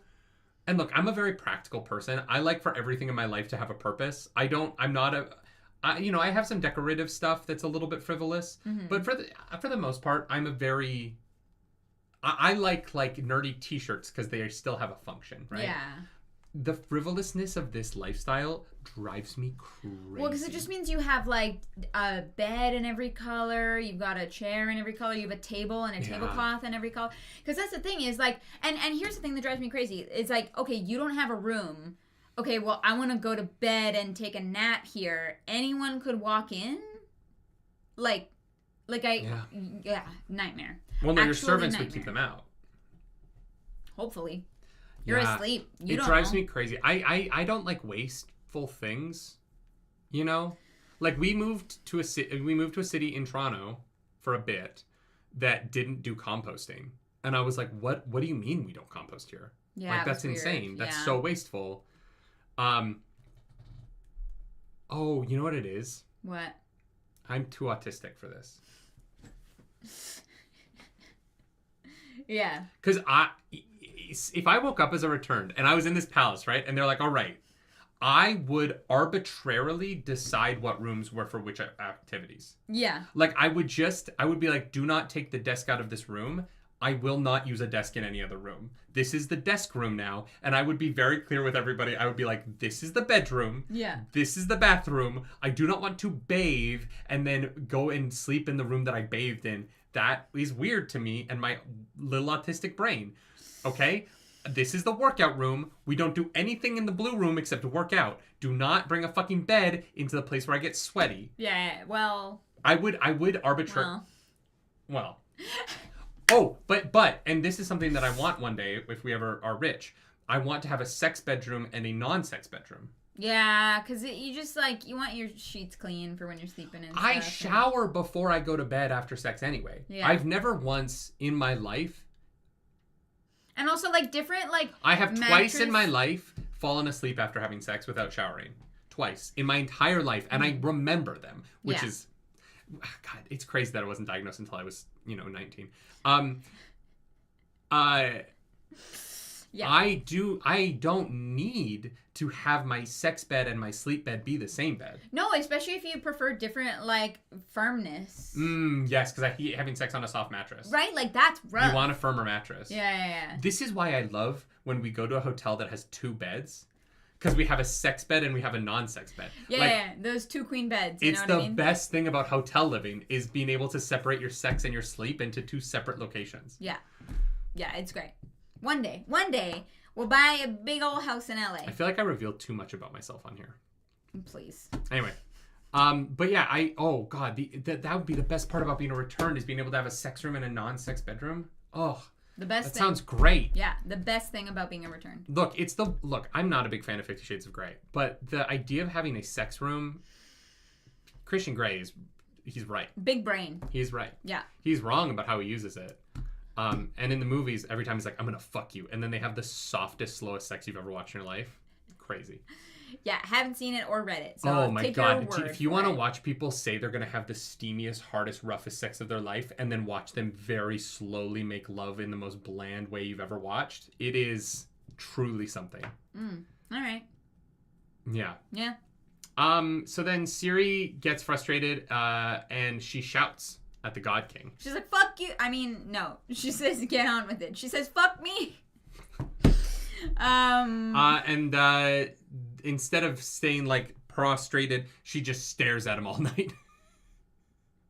And then he gets up and leaves really awkwardly. Yeah. At a certain time. Apparently he can tell what time it is because he leaves at the same time every night, even though there are no clocks. Yeah. No clocks, but Bluefingers gets it. No clocks. No, they must have let him keep his penis because they want him to have a baby. Yeah. I was about to say no clocks, no cocks, but that's not true. That's no. I'm sure he has a penis. Chapter 12, Lightsong hears petitions, and we find out the whole, like, you have, basically people come every day and are like, hey, my child is sick. Will you please die so that he can be healed? Yeah. Yep. Yeah. Yep. That's, yeah. That is how the gods live their lives. Fucking, eating, drinking, and people begging them to die. Yeah. What an existence. And so couldn't do it. Could he not be like me. freaks out, and then Larimar is like, "Everybody leave the room. The fuck is wrong with you?" And he's like, Clear the room. "I'm sick." He's like, "You can't get sick." He's like, "Oh, I'm sick in the That's head. I my don't know." favorite. Is all that he's like, I'm sick, and they're like, you can't fucking get Well, no, sick. and then it's the best. No, the best line is that Light Song's like, "Can you just go along with it for like 1 second? Yeah. Can we just like pretend? Can we just Boo, you whore. Can we pretend I'm sick?" It's great. Yeah. Yeah, we get a really interesting conversation that the point of the gods, right, is that they're supposed to be able to see things and know things that normal people can't because they have died and come back. And that comes with prophecy, basically, the power of prophecy. Because Lightroom's like, what's the fucking point? The fourth heightening is being able to flip a water bottle and have it land right side up every time. Fair. You know what? Fair. I'll take it. That video, the first one of those that went viral of the like school talent show where the boy just like fucking does that and they lose their minds is one of the most incredible things I've ever seen. A true gem. I felt that excitement. Yeah. But yeah, Lightsong is like, what? I just have to listen to a bunch of people asking me to fucking kill myself? And he's like, Larimar's like, look, like, one day, you're not gonna want to do this anymore. Mm-hmm. And so there will be somebody who you will, like, bless, and it's like this weird thing that like moves on. I don't know. The gods are the religion in this is actually very fascinating. Yeah. Like, I love the complexities of it. Obviously, the priests are up to some shady shit, but I do love the conversations about the religion. Chapter 13, Vivenna. We're hanging out with her. Basically, Denth and Tonk are like, hey, so we still have like half our contract left, so I'm just gonna like assume that we work for you now. Yeah. And she's like, okay. Cool. Great. Love that for me. And this is where she reveals to them that the plan is to kidnap Sissy. And they're like, oh, Siri. Yeah. Siri. The plan is to kidnap Siri. And they're like, we might be just the people for that job.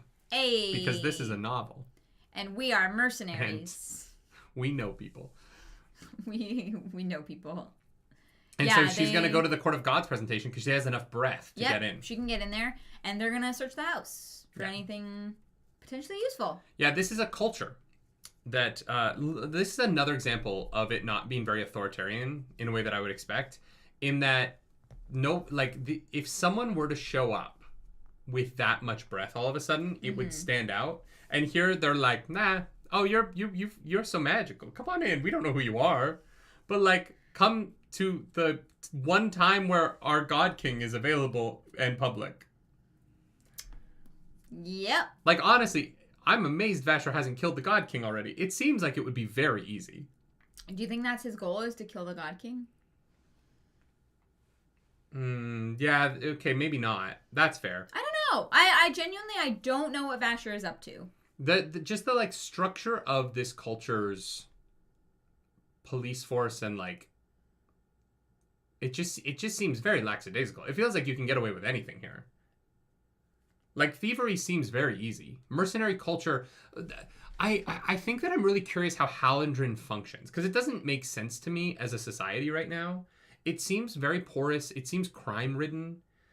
Like, Vasher... The sword got stolen once? But not that it gets stolen. It's that he puts it down with the expectation that it's going to be immediately stolen. Tells me that, like, that... Maybe he went to a shady restaurant. The book is hiding from us so far how bad things are in Hallandren outside of the Court of the Gods. And I wonder why. When you have a God King, it's usually very easy to build a society that has sort of a like top-down militaristic structure. And the fact that that doesn't exist here is...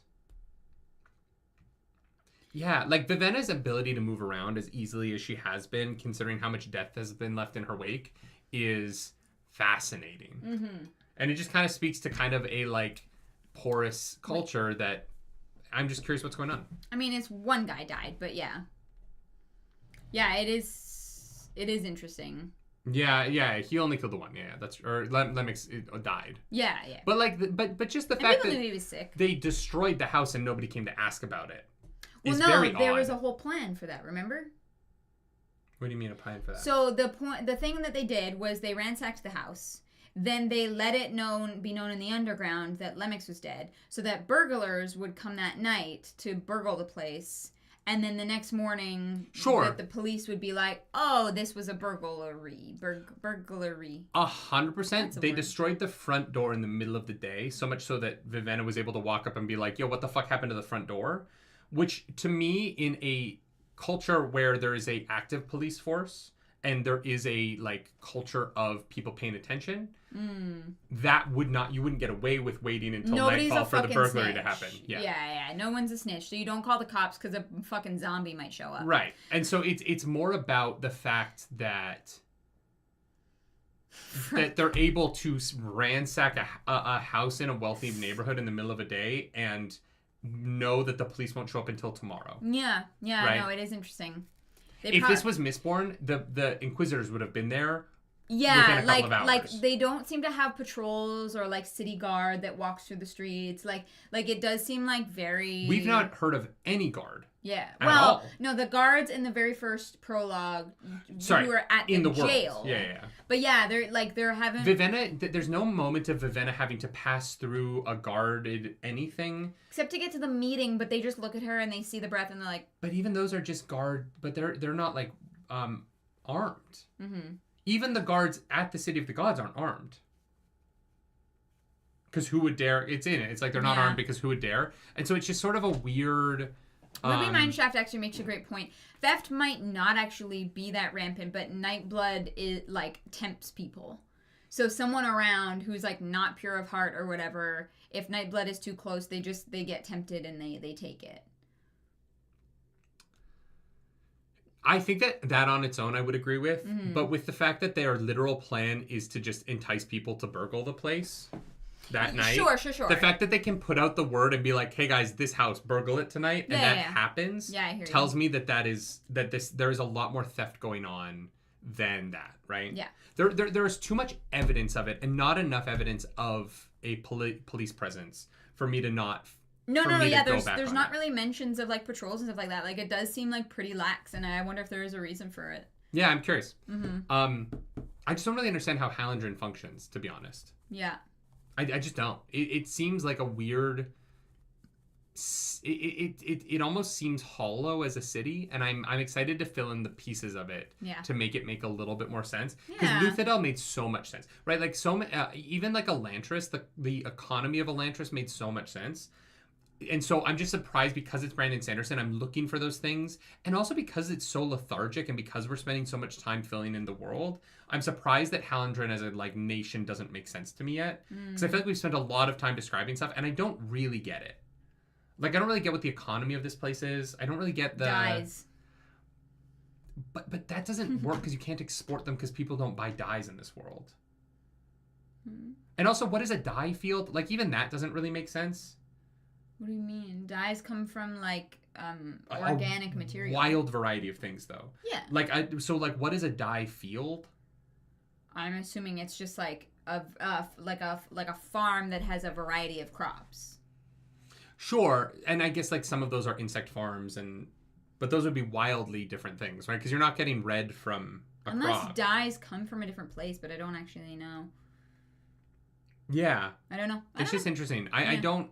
Their economy is large enough. If you've got restaurants and things like that, your economy is big enough that you are that you are importing and exporting things. Yeah. Christian Rapper's right. The way light works doesn't even make sense in this world. That's fair. Yeah, because you can steal color from things, but that's not how color works. It's very odd.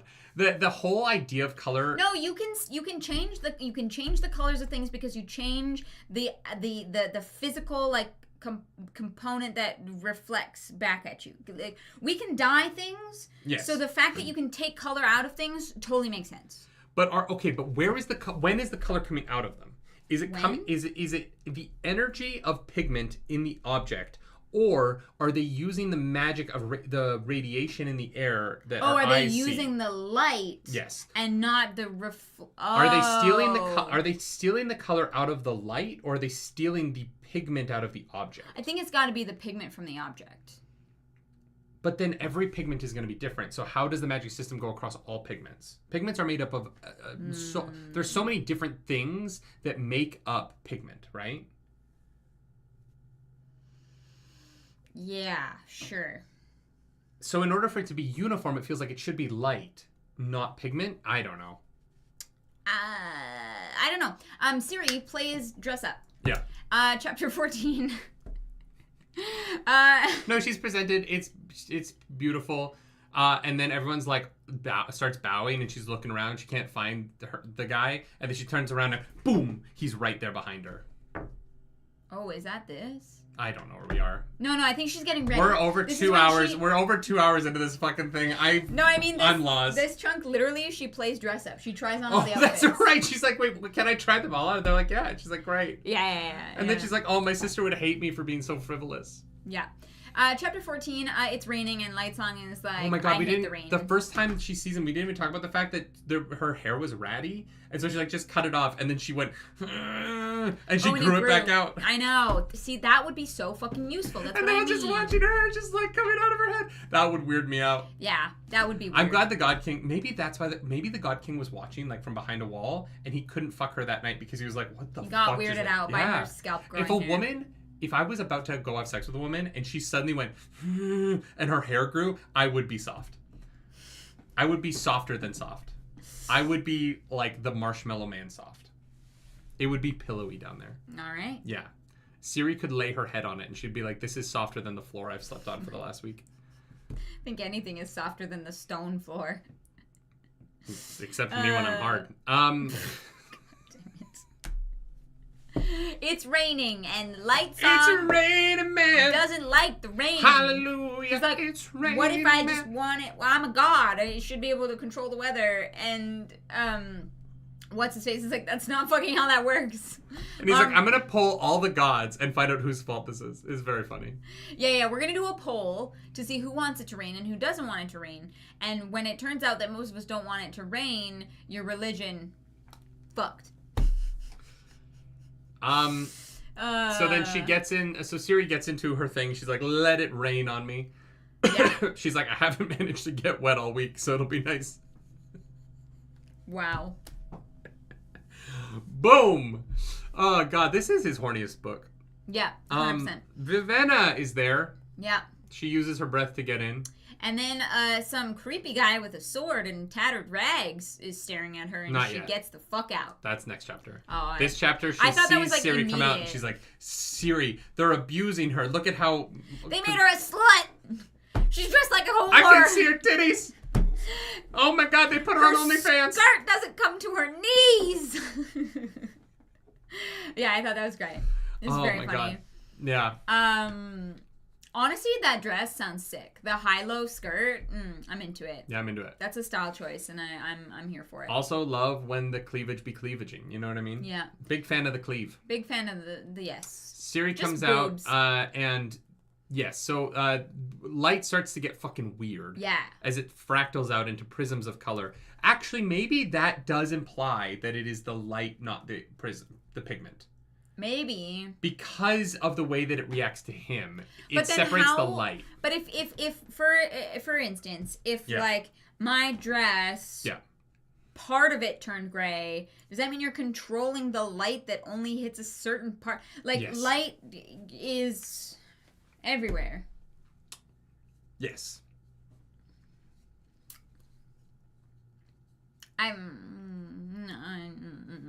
Yes. Nah. It is sapping the radiation out of the... I don't think it's actually radiation. It is sapping the... Rays? The colors, the spectrum of radiation. Is it radiation? It might be radiation. It is like changing the spectrum of the light. But only in one spot. Immediately upon it's bouncing off of an object. When that color would be at its strongest in the light. It takes it from that moment.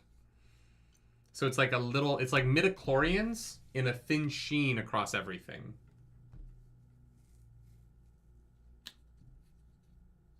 What? So basically, like, the light hits, and then it bounces off of an object. In the micro moment when it bounces off, the color, the energy that is the color in the light is removed. And that is how they use that power for awakening. Say that again.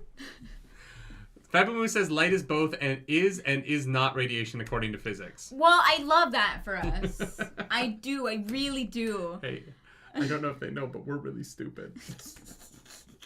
Guys, this science stuff is not why people pay me the big bucks, you know? Yeah, we're not going to get to the bottom of this.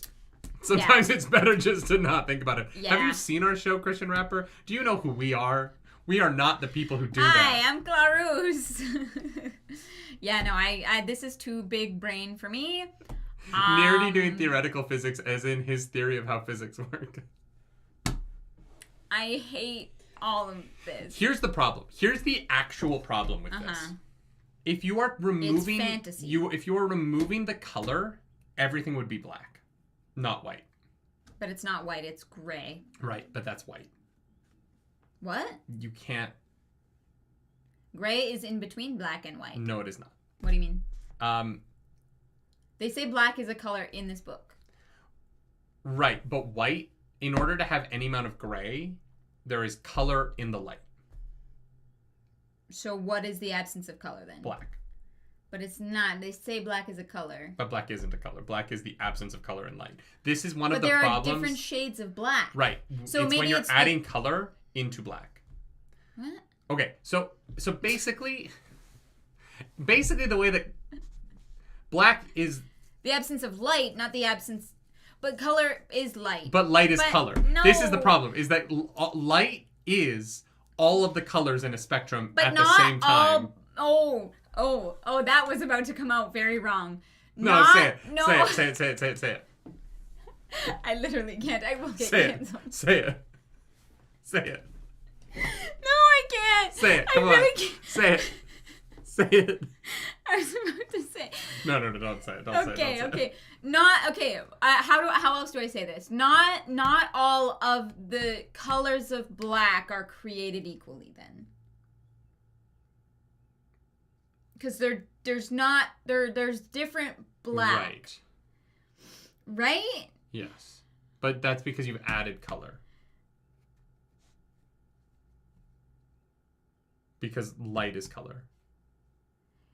And color is light. I don't understand. So, like, if you were to remove color from something, it would become black because you would be removing light. Because you can't have light without color. So, basically, you actually would just be removing your ability to see things.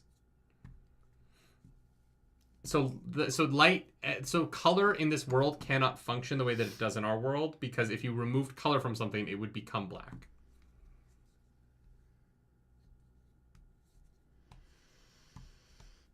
Okay.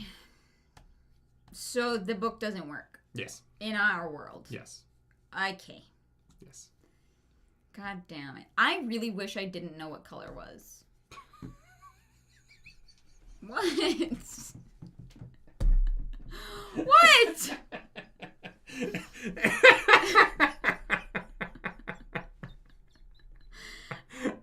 I think I really wish I didn't know what color was is the funniest thing you've ever said. I really wish I didn't. I think I would be a happier person if I just didn't try to understand how it worked. Oh my god.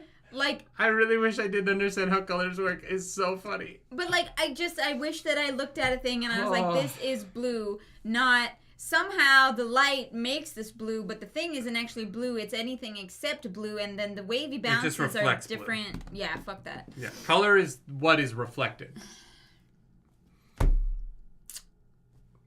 Cool. Oh my god. Cool. Andrew Vox says, spoiler, you also can't transfer breath in our world. That is not true. What? You can do CPR.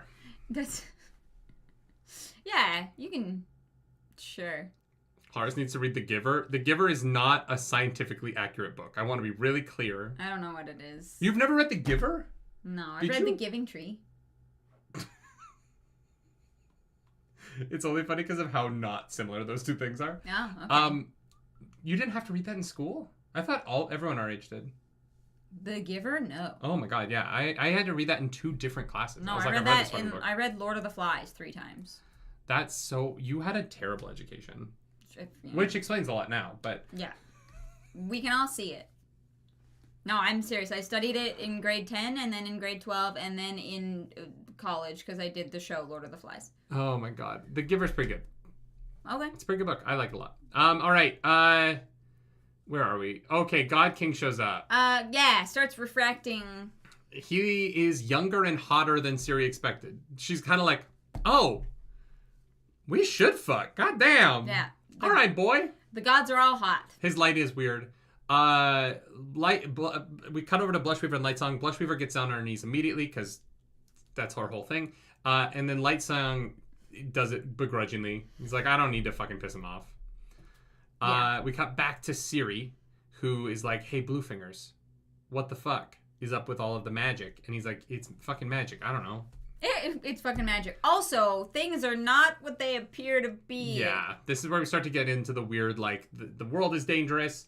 And that the God King has his powers because the Peacegiver passes down... the Peacegiver went around during the war and gathered up a shit ton of breath. Yeah. And that gets passed down from father to son. Yeah. So that there's always a God King. Mm-hmm. Yeah, because Siri's like, oh shit, is this guy a divinity? Like, is this God? Yeah. Like, I am so odd. Yeah. And then Bluefingers is like, well, actually, it's just because he has like over 10,000 breaths. Yeah. Yeah. And then we find out that Bluefingers is not a follower of the religion of the God King that he works for. He is, in fact, a member of the Pon Call, which reminded me of Pon Far. And I was like, oh, this is where the Vulcans went to go fuck. Yes. Yes. Arzu, I also don't like the whole vessel thing. It's yeah. What? When he calls Siri vessel. Oh, yeah. I don't know. It's kind of cute. It's a pet name. Felt cute. Might delete later. Please delete later. Vessel, that... Hello, incubator. That's what I call you. That is not true. Yeah, no, I hate No, it. it's not great. No. It's not great. Yeah. It's expected, though. It's fantasy bullshit. I don't know. Yeah. What, are you going to call a woman by her name? In this economy? Although, I say that, but I almost never call you by your name. What do you mean? I call you Clarus. That's my name now. Basically. That's what everyone calls me. I know. I did a fun interview. Side tangent. I did an interview last night. A little like podcast with Triad of the Force. We talked about the finale of Bad Batch. So if you want to hear my thoughts on that, you can go watch their thing. But yeah, they were like they call me Clarus. Yeah. Like that. Like people. I think Clarus is more common than Clarus now. I think Clarus rolls off the tongue easier than Clarus does. Sure. Clarus sounds formal and Clarus sounds fun. Clarus is the front of the mullet. Clarus is the back of the mullet. Sure. Sure. And then we cut over to... oh, yeah, the God King is lifted up by awakened ropes to his throne. And Siri's like, oh, God, I wish you would shoot ropes in me. Then we cut over to Vivenna. She's kind of freaking out about the whole thing. She's so upset that Siri looks hot. And she looks over and she sees that fucking Vasher's there looking at her with a big old sword. And she's like, we gotta go. We gotta go. Parlin, we gotta leave. And he's like, you really want to leave? You don't want to listen to them talk about going to war with us? And she's like, what? And so she turns around and they're like, oh, fuck. We might go to war. And then they don't. It's just a debate. It's just a scholarly debate. I mean, it's... Nothing to see here. Yeah, it's kind of fucked. Fabu, thank you for the super chats. Next novel has a big musical number. A number burr? 525,600 breaths. It's called The Seasons of Breaths, but everyone calls it the wrong thing. It's actually called The God King. What is everyone... Wait, I don't get that everyone calls it the wrong thing. Who doesn't call that song Seasons of Love? I don't know. I guess the problem is that I only know musical theater people, and we all get it right. Because we are Because we've all sung it who before. would be no, it's because we would fucking be like, actually. We would get fucking just ostracized. It's Seasons of Love. It was written by Jonathan Larson before he passed away on the opening day of the previews of the show off Broadway. Jeez. The history of Rent. As told through Smash years later, when they were like, what if we just made the plot of season 2 of Smash the real life tragedy of Jonathan Larson? Yeah, honestly. I call it the Rent song.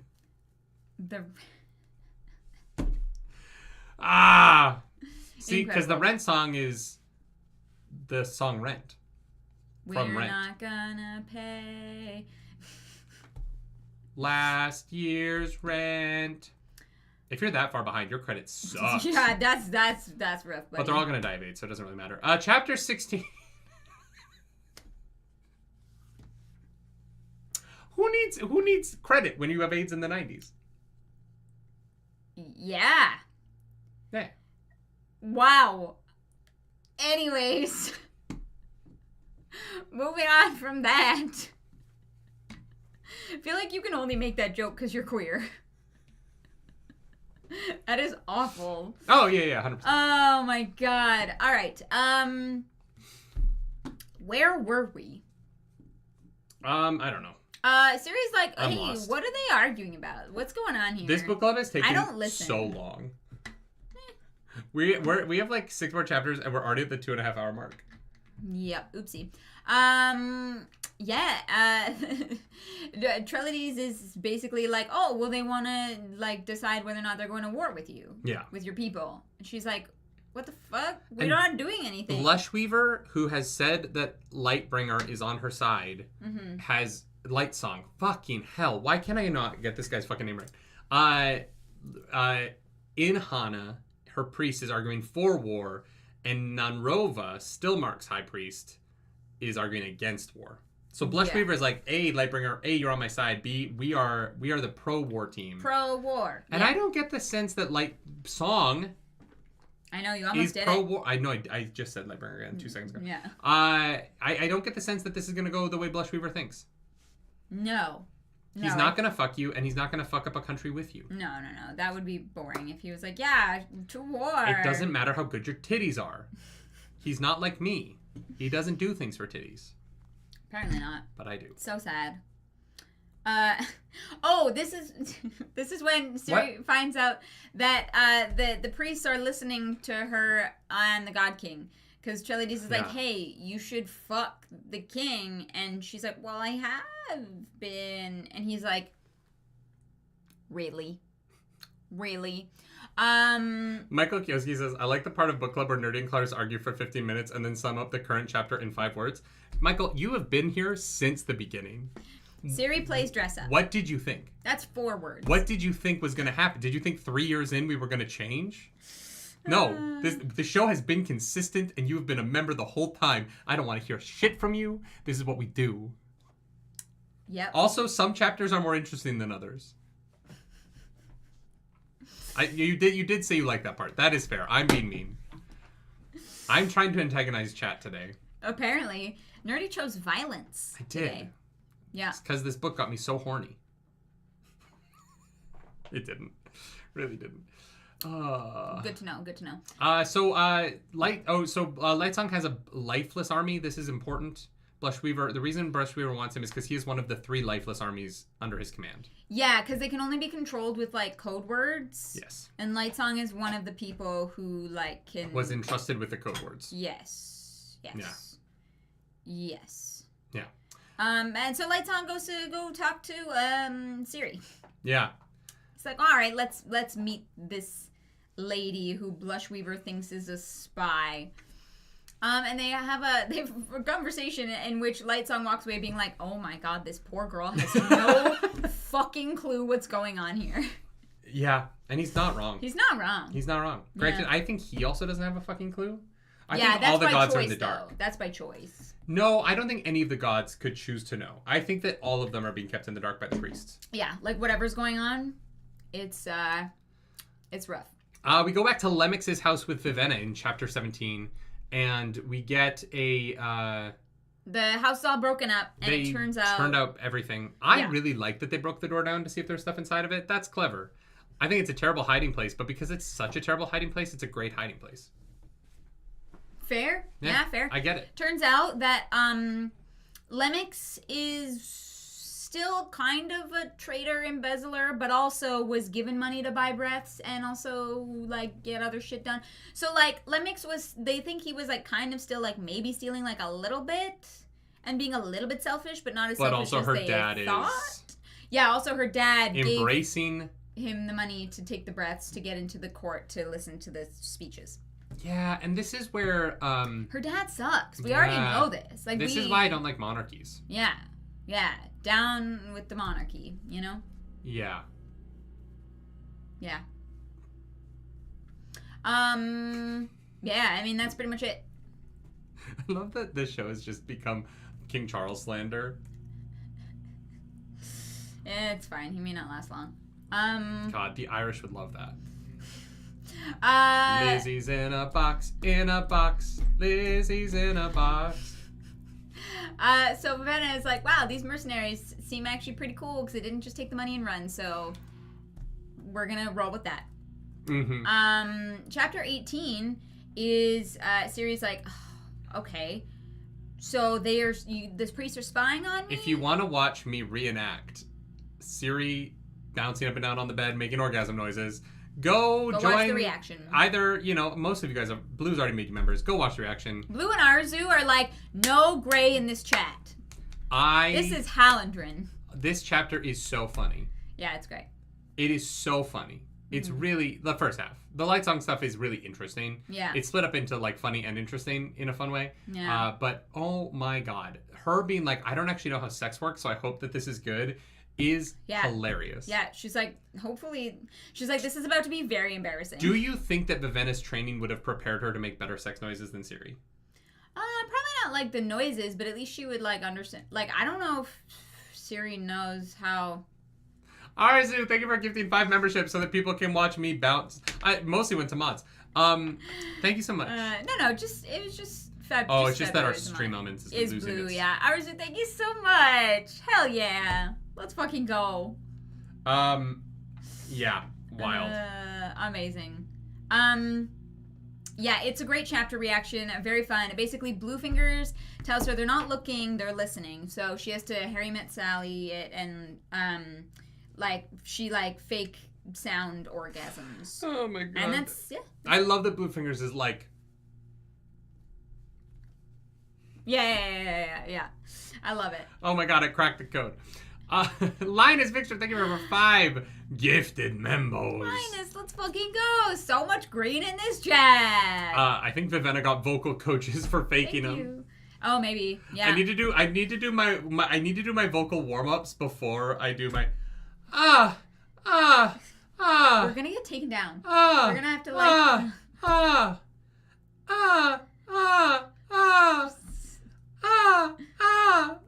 that where it tops out? Oh no, we're still going. The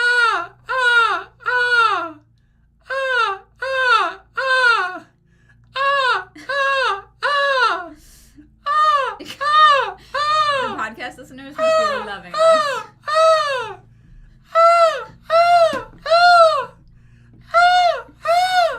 This is a real vocal warm-up, actually, from a trained professional.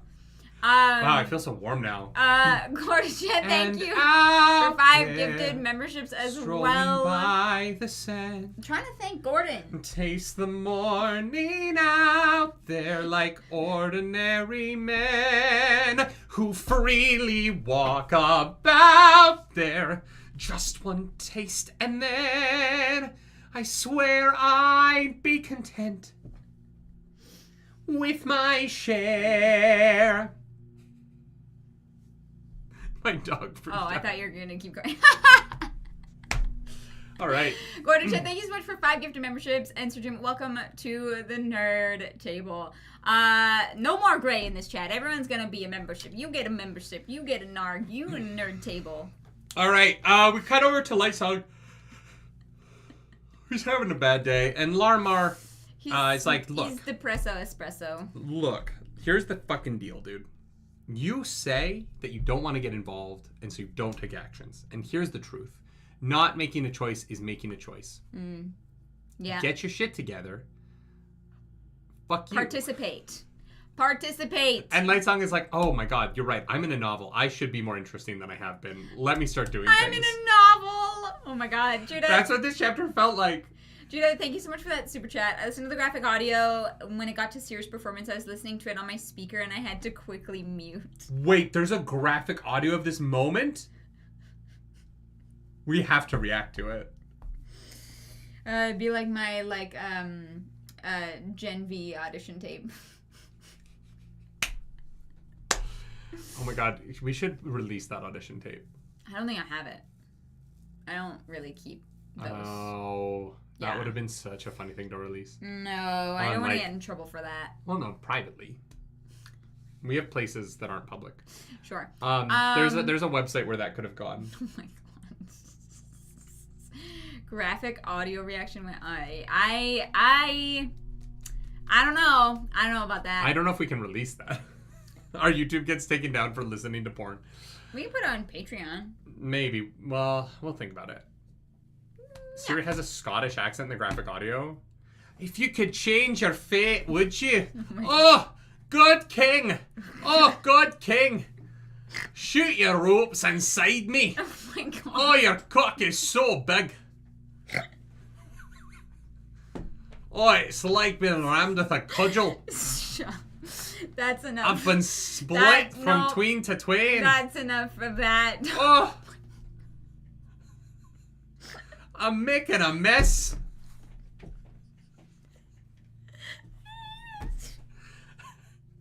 I hate it so much. You've split me like All right, Moses split enough. the Red Sea. Ed Hack, welcome to the Nerd Table. Appreciate it. Thank you. Oh, I was worried you'd have a toothpick. That thing's bigger than my forearm. Oh You gotta go slow. He is a god, you know what I mean? It would be a little disappointing if it...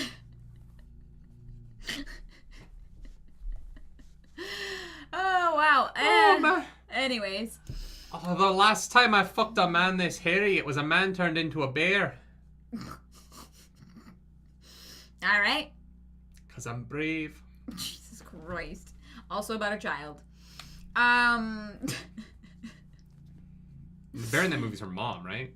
Oh. I don't think she fucked her mom. Haven't actually seen that movie in... Did you guys see the fucking mom on Kick? That shit was crazy. The mom on... I'm glad we would close the window. Yeah. There was a Kick stream, and it was a boy and his mom, and she's like, when we get to this, my boy's gonna pour milk on my tits, and yeah, I was like, that's his actual mom, yeah, and people, and like I saw it on Twitter because someone was like, just another day of streaming on Kick. Anyway, chapter 20. Okie dokie then. No, chapter 19. Vivenna. Yes. Yeah. Vivenna meets Claude, a lifeless who works for Jules, the third member Awakener? of the team. I think she's an Awakener. No, I don't think so. Because you'd be able to see the light, Vivenna would have noticed if she was an Awakener. She just paid somebody to make the lifeless Right. for her, because you can just do that. You can just buy a zombie. Also, you were wrong, and I was right. About what? You were like, you can get your you can making lifeless doesn't cost anything because you can just take the breath back, but you can't get your breath back from a lifeless. When did I say that? Yesterday when we were talking. But I had. It doesn't matter. Yeah. I don't remember. Maybe it was 2 days ago. But we had that long conversation, and you were like, no, because I was like, oh, but lifeless are like an expense, and you're like, no, because they can just get the breath back, and I was like, not if they go away. But then I got to the point in the book where it's like once the breath is in the lifeless, that breath is lost forever. But it only takes one breath to create a lifeless, which is crazy cheap. Yeah, it's kind of like a soul for a soul in a weird way. Yeah. God, they really like to mow right outside of our fucking window. Yeah. I'm so sorry, podcast listeners. I'm hoping. Can you guys hear the mower that strong? Probably. It's pretty loud. Oh my god, I never had Twitch chat up. What if shit's going down on Twitch all day? We don't have Twitch chat up. Oops. Oh no, we're terrible. Oh my god, could you imagine, like, Twitch is actually just... Are we even live? Oh, we are. We are live. Sorry, Twitch. We didn't mean to ignore you. There's nobody talking in there. Okay. Make sure we're muted. Yeah, we are. Okay. I already checked. Okay, I was like, Cool. Yeah, sorry. It is a little bit loud. I apologize. What was I doing? We're talking about a book. Today's book club has been weird. Oh? You know? Isn't it always weird? Don't we say that every book club? Why do people watch us do this every week? Oh, man. All right, chapter 20. Yeah, there's not much Oh, else. Vasher wants to kill Vivenna and also all of her mercenaries. Yeah. So they're kind of fucked. Sus is going on over there. Yeah, not really sure why. Vasher killed their friend, Ash. What channel are we using on Twitch? Nerdynightly. Hell yeah. So chapter 20, Siri goes in and is like, Susabron, my dear husband, what the fuck is going on? And he comes over and he starts pointing at a book. And she's like, just tell me shit. That's his name? Yeah. Susabron? How did I miss people's names in this book? Did you never read the book? Do you just not read and then hope that I will explain it to you as we go through and you can pretend that... So, Tuan, I don't know if you know this. I would like to inform you, actually. Wait, Tuan's black? Yeah, I know. God, crazy. That was the funniest book club. Crazy. Where does it fucking say? Sus LeBron. No, Susabron. I don't know where it says it, but his name is definitely Susabron. Susie, it's another fucking S name. Yeah, it's always an S name. It's always Sean. And we find out that Susie doesn't have a tongue. Yeah. So the way that you give away your breath is by speaking commands, and they have to be enunciated clearly. And so they cut out the God King's tongue so that he can never give away the 10,000 breaths that he has. Which is confusing because doesn't he need to pass them on to his kid? Yeah, that I don't understand. So this happens mid-orgasm noises. So she goes to the bed and she starts bouncing, and she's like, Wait, I thought it was... And then she feels someone move, and she's like, what the fuck? And he's just standing there. I thought she, finished, then, laid down and was, dozing off. And he was like... Oh, maybe that's what it was. And she was like, holy shit. It's way funnier if it happens while she's mid-moan. Sure. And let's be careful saying she finished. She didn't finish. This girl has never finished in her life. Finished what she was doing, okay? Yeah, and he's like, can you read me a story? Because I can't read. Yeah. And so she's going to teach the God King how to read. So basically, Susie's useless. Oh, yeah, total figurehead, which... Yeah, he does not run this country at all, which means, who is it? Is it Philip Tides? Taldore. Oh, my God. Really? It was Matt Mercer all along. We've been Matt Mercered. It's the Matt Mercer effect. Yeah. Taldore is running. No, it's Tweedledee, I'm pretty sure. Titillation. We're reading so many fantasy books so fast. I can't keep the fantasy names. If their names were like David and John, I think I would be okay. If they were real names. But because it's the fourth world that we've learned in the last 2 months, I can't keep up with... Oscar, who is on the Taldore Council? That is a great question. It's a running gag in Campaign 2. Don't worry about it. I can't keep all of the fantasy names because we're just in a new one. I could not tell you a single name of a character in Emperor's Soul. Off the top of my head right now, I could not tell you any of their names. I would have to sit and think about it for a minute because they've all just, all of them are mush. Ashandarai. Ashandarai is not. That is Matt's glaive from Wheel of Time. Avasarala. That is another Wheel of Time character. No, it's not. No, that's the Expanse. No, what is happening? No, the Ashravan. I did it. Ashravan. That's I got there eventually. It's because we're reading. It's because we're just every day a new book. Yeah, I knew it was an S name. Treladies. Shy. Treladies nuts, James Ross. Apostrophe. Which is why I just make up names for people, because I'm not going to remember them anyway. Yeah. Sarsaparilla. Don't bring up sarsaparilla right now, Oscar. Oh my god. Chapter 21. Yeah, we're here. We're Yeah, here. yeah. Vasher breaks in. He doesn't kill them. He leaves them alive. So it's like, maybe he is not a total baddie. I don't understand. He breaks in and finds a secret passage underneath. Would you say it's a the secret tunnel? I would say that. Secret tunnel through the mountain. Yes. Josh the Ashman. Josh. What a throwback. Josh. Good old Josh. I wonder what Josh is up to these days. He's dead. Do you think they'll bring Josh into the live action show? Yes. Hey, Rafe Judkins. So, I know I've not been the most complimentary of your television program. and I know you're watching our Warbreaker book club. The big Warbreaker fan. This is actually his first book club. Don't go back and watch our Wheel of Time content, Rafe. Sure. Just cast me as Josh. All I want to do is get immediately cut in half upon arriving on the battlefield. No, that was Ken. Josh was Jahar Narishma. Yeah. Which either one would be great, honestly. No, I can't play Jahar Narishma. That's not the character for me. Fair. Talmains. Yeah, but I have to die. You're like, I will only play Talmains. I want to be Ken, and I want to show up, come out of the portal, and be like, I'm just Ken, and then immediately get cut in half. Just get cut in half. I love that for you. That's not for people like, you're spoiling the Wheel of Time. That's not a spoiler. You have no idea what I mean by that. No, yeah, really don't worry about it. But yeah, so Vasher breaks into the palace. It's super easy, barely an inconvenience, because there's no security. This world is so confusing to me. He gives himself a zombie squirrel. That's true. And it like goes on. And he's like, squeaker, squeaker, squeak, squeaker, squeak. Yeah. Squeakity squeak, squeaking. Oh my god, now I want Vasher to be played by Patrick Warburton. Yes. Fan cast? Should we fan cast with this Eartha Kitt as the voice of Nightblood? Oh my god! That's great. You didn't kill him! I love that. Well, the truth is I wasn't trying to kill him. I love that. I don't want to alert security any faster than I already have. Yeah. No, that would be actually fantastic. I want Patrick Warburton in more things. Someone just interviewed him on a red carpet, and he has this like thick mustache, and he kind of looks just like Omni-Man from Invincible. And I was like, oh, live action Omni-Man, but it's Patrick Warburton. Oh boy. Mark, you gotta understand. Wolf, yeah.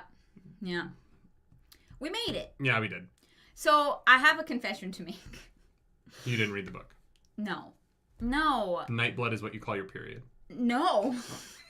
It only comes at night.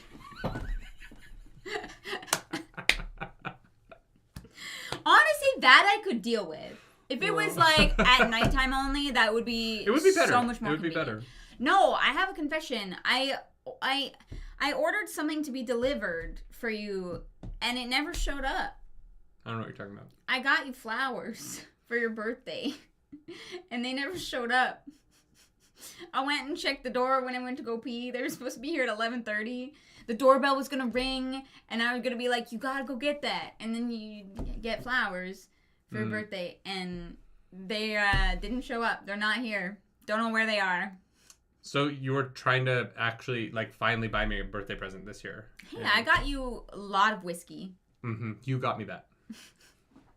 You put in the work. I have bought you many a birthday gift. I'm so kidding. I'm so kidding. Very disappointed that I was like, I'm going to just do something that's like, you know, like, because we celebrated already, but like, you know, we like to be like, happy birthday on book club, and then it never showed up, and I'm very disappointed. And I don't know what to do about it, except call them and be like, hey, didn't get my flowers. Yeah. Sad. Happy birthday. Thank you. I am 32 years old. It was a good one. We were in LA. So. I only have one more year left. Oh, 33, yeah. That's when it ends? Yeah, Son of God always just, dies like, at 33. create the infinity symbol. What? 33 is the age Jesus was when he died, according to the Bible. Oh. That's why in Zack Snyder's Superman movie, Clark Kent is 33, because he really wanted that Jesus imagery to go strong. Good to know. Judah, thank you for that super chat. Who's the better sword, Nightblood or Craven Edge? Oh, Craven Edge, without a doubt. What's Craven Edge? Craven Edge is, you know Craven Edge. It's Grog's sword in Legend of Vox Machina. His curse sword. Oh, from season 1. That he talks to when he's pooping. Right. Yeah. Craven Edge is awesome. Mostly because Craven Edge is voiced by Matt Mercer, and it's... you know what? Nightblood might get there. He wasn't really in the show much. Yeah, he is. In, like, the TV show? It's an important arc. Remember, he loses all his strength, and then he has to go and... Yeah, I just mean Craven Edge Willie shoves that giant thing up his ass. Craven Edge doesn't talk that much. No, he talks way more in the campaign. Yeah, that's what I mean. That's what I mean. I feel like I gotta go back and watch the actual campaign. Craven Edge getting exasperated because Grog is too stupid to be tempted by a cursed sword is one of the funniest ongoing bits of that show. And I love it so much. It is really funny. Yeah, it's great. Loadbolt, thank you for that super chat. The super chat. Nerdy doing voice remind me of the voice actor on TikTok that reads parts of Fourth Wing. Oh, yeah. He reads the, like, sexy scenes, but, like, as different characters to piss his wife off. And so she's trying to do puzzles, and he's in the back like, he touched my thigh. He stuck his fingers deep inside my pussy. I'm sure it's written exactly like that. Yeah, Fourth Wing is actually that the dragon dick, book though. that uses the word pussy the most. Oh, wow. Yeah, canonically. That's not facts. I want to just... That is... No, it's not. Speculation. I'm pretty sure she's also Mormon. Oh. Or there's something weird about her. I don't know. Something weird about her. I remember people being mad at her for something when people get mad when over Iron anything. Flame, I think, is the second one. Should we read those books? Are they any good? Does anyone in chat like them? I think a lot of people enjoy the first one, and I think the second one people are kind of divided on. So my buddy, the Bookworm couple, go watch their YouTube channel. They do Wheel of Time stuff. Yeah. They're only like 4 books in, I think.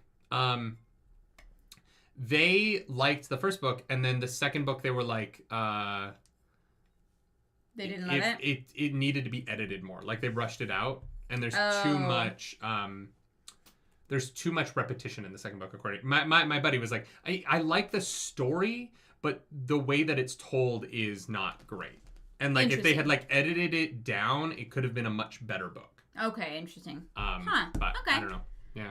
All right. I think we have other books we'd rather do first. You know what I mean? Like, yeah, I don't know if we'll get around to it. But I dropped a link in chat, and you should click on it because that's our Candela Obscura trailer. Just saying. Just saying. Go watch it. Give it a like. Thumbs up. Clarus, let's do High-Low. High-Low is a section based on my childhood where I, as the favorite child of my siblings, would give them some time in the spotlight at meals by commiserating over each other's highs, celebrating each other's lows. Nope. Commiserating over each other's lows, celebrating each other's highs. We do this as a compliment sandwich where Clarus says her high, I do my low. She does her low, I do my high. And with that, Clarus, take it away. Well, in terms of a high in this section, I feel like it has to be the magic system itself. Okay. Like, right. I don't I can dig that. understand it. Yeah. But the concept of it is really cool because we kind of talked about how the plot a little non-existent in the first bit. Like, it's just a little slow. Yeah.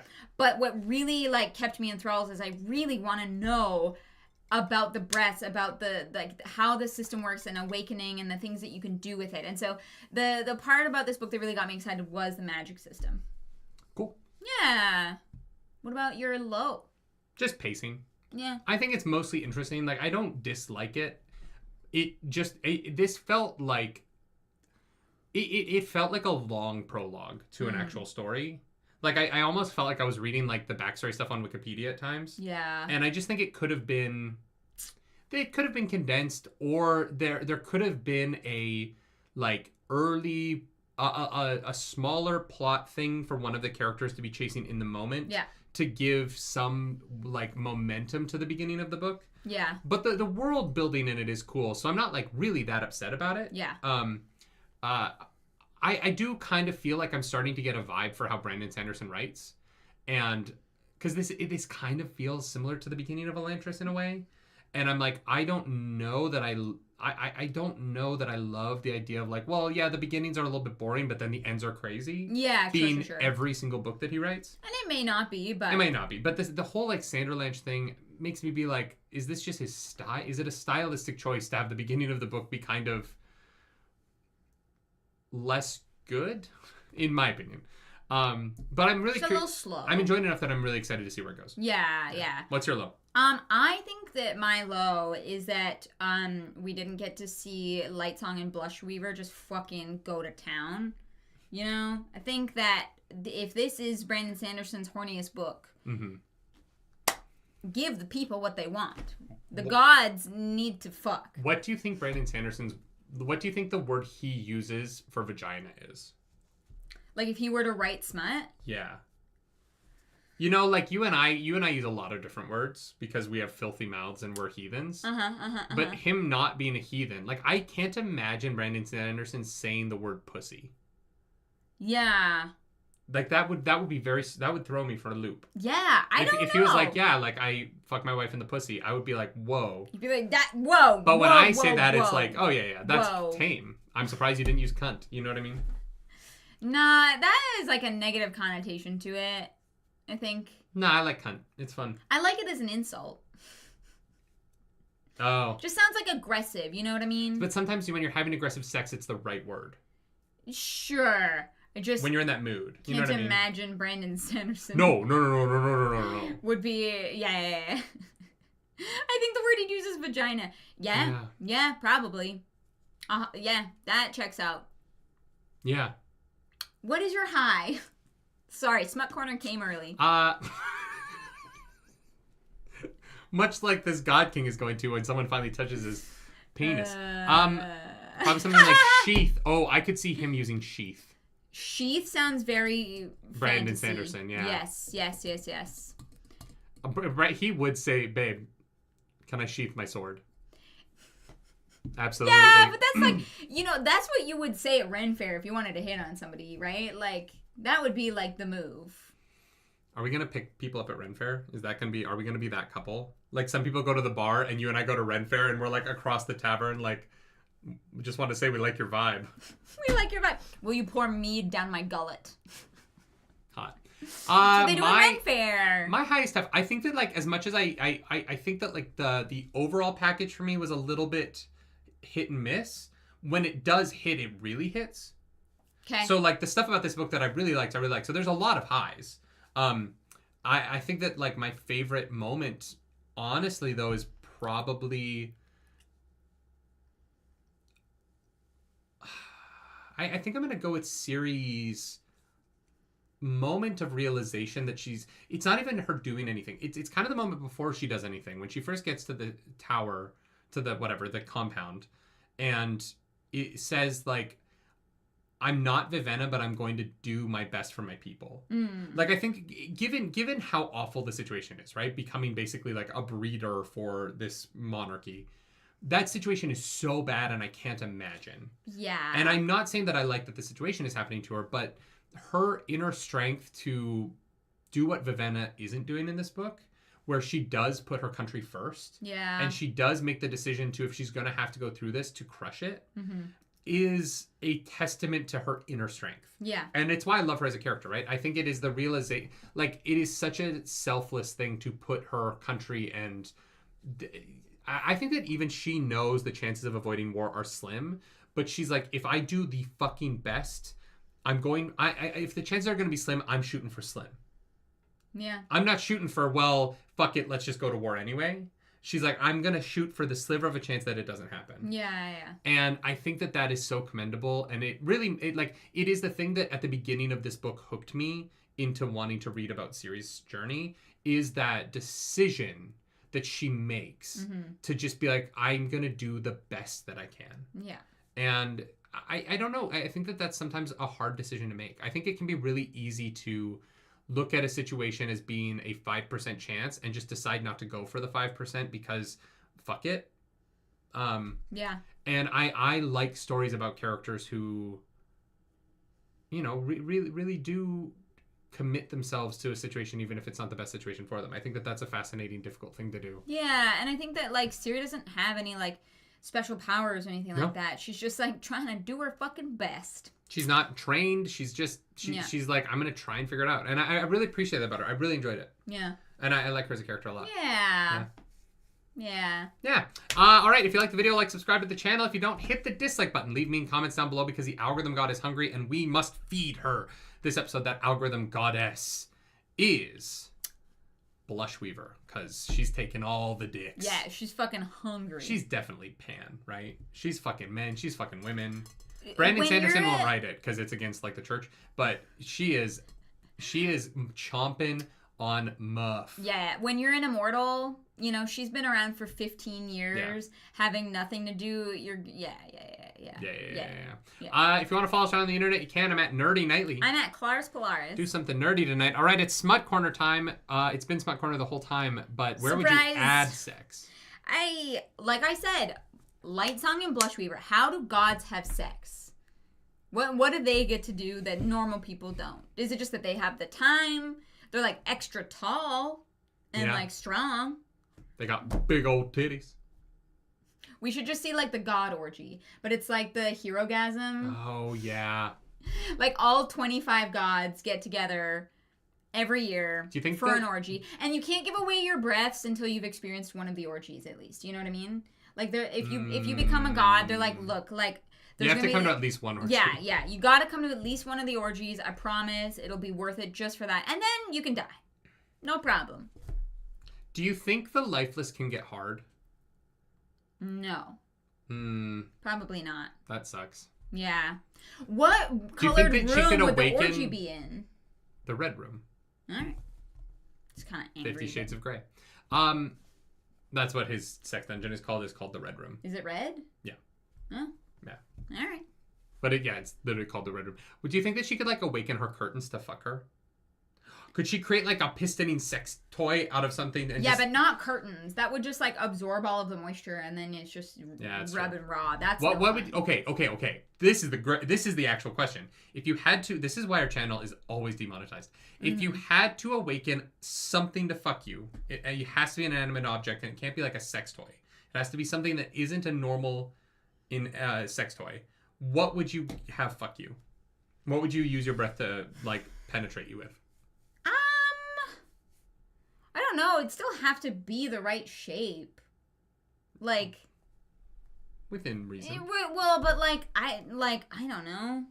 I feel like an easy answer would be, like, the bedpost and just be, like, thrust and have it, like, bounce up and down while you stand over and it's just... I don't know. Normally, anything that's, like, pointy, it terrifies me. Why is it pointy? What kind of bedpost do you have? I was thinking one of, like, ball ones. Oh, it's like a ball in that? No. That's kind of penile. Nuh-uh. Oh, please. Women bounce up and down on their bedposts all the time. That is a thing. No, look, other women, maybe. That shape does not. Oh, those whores, but not this one. No, I am a whore. I just know my limits, okay? That's true. You have a very tight vagina. Okay. Clip it. No, I would want it to still have its we are way too comfortable on the internet. Normal shape. One day, one of us is going to work for Disney. Santa over there. You want to fuck your trophy from Relay 2? You would go immediately to a trophy you won. God, you are such a fucking, like, people-pleasing actress. I would fuck one time I felt validation. Yeah, I won. Bitch. Bye. Thank you, mods.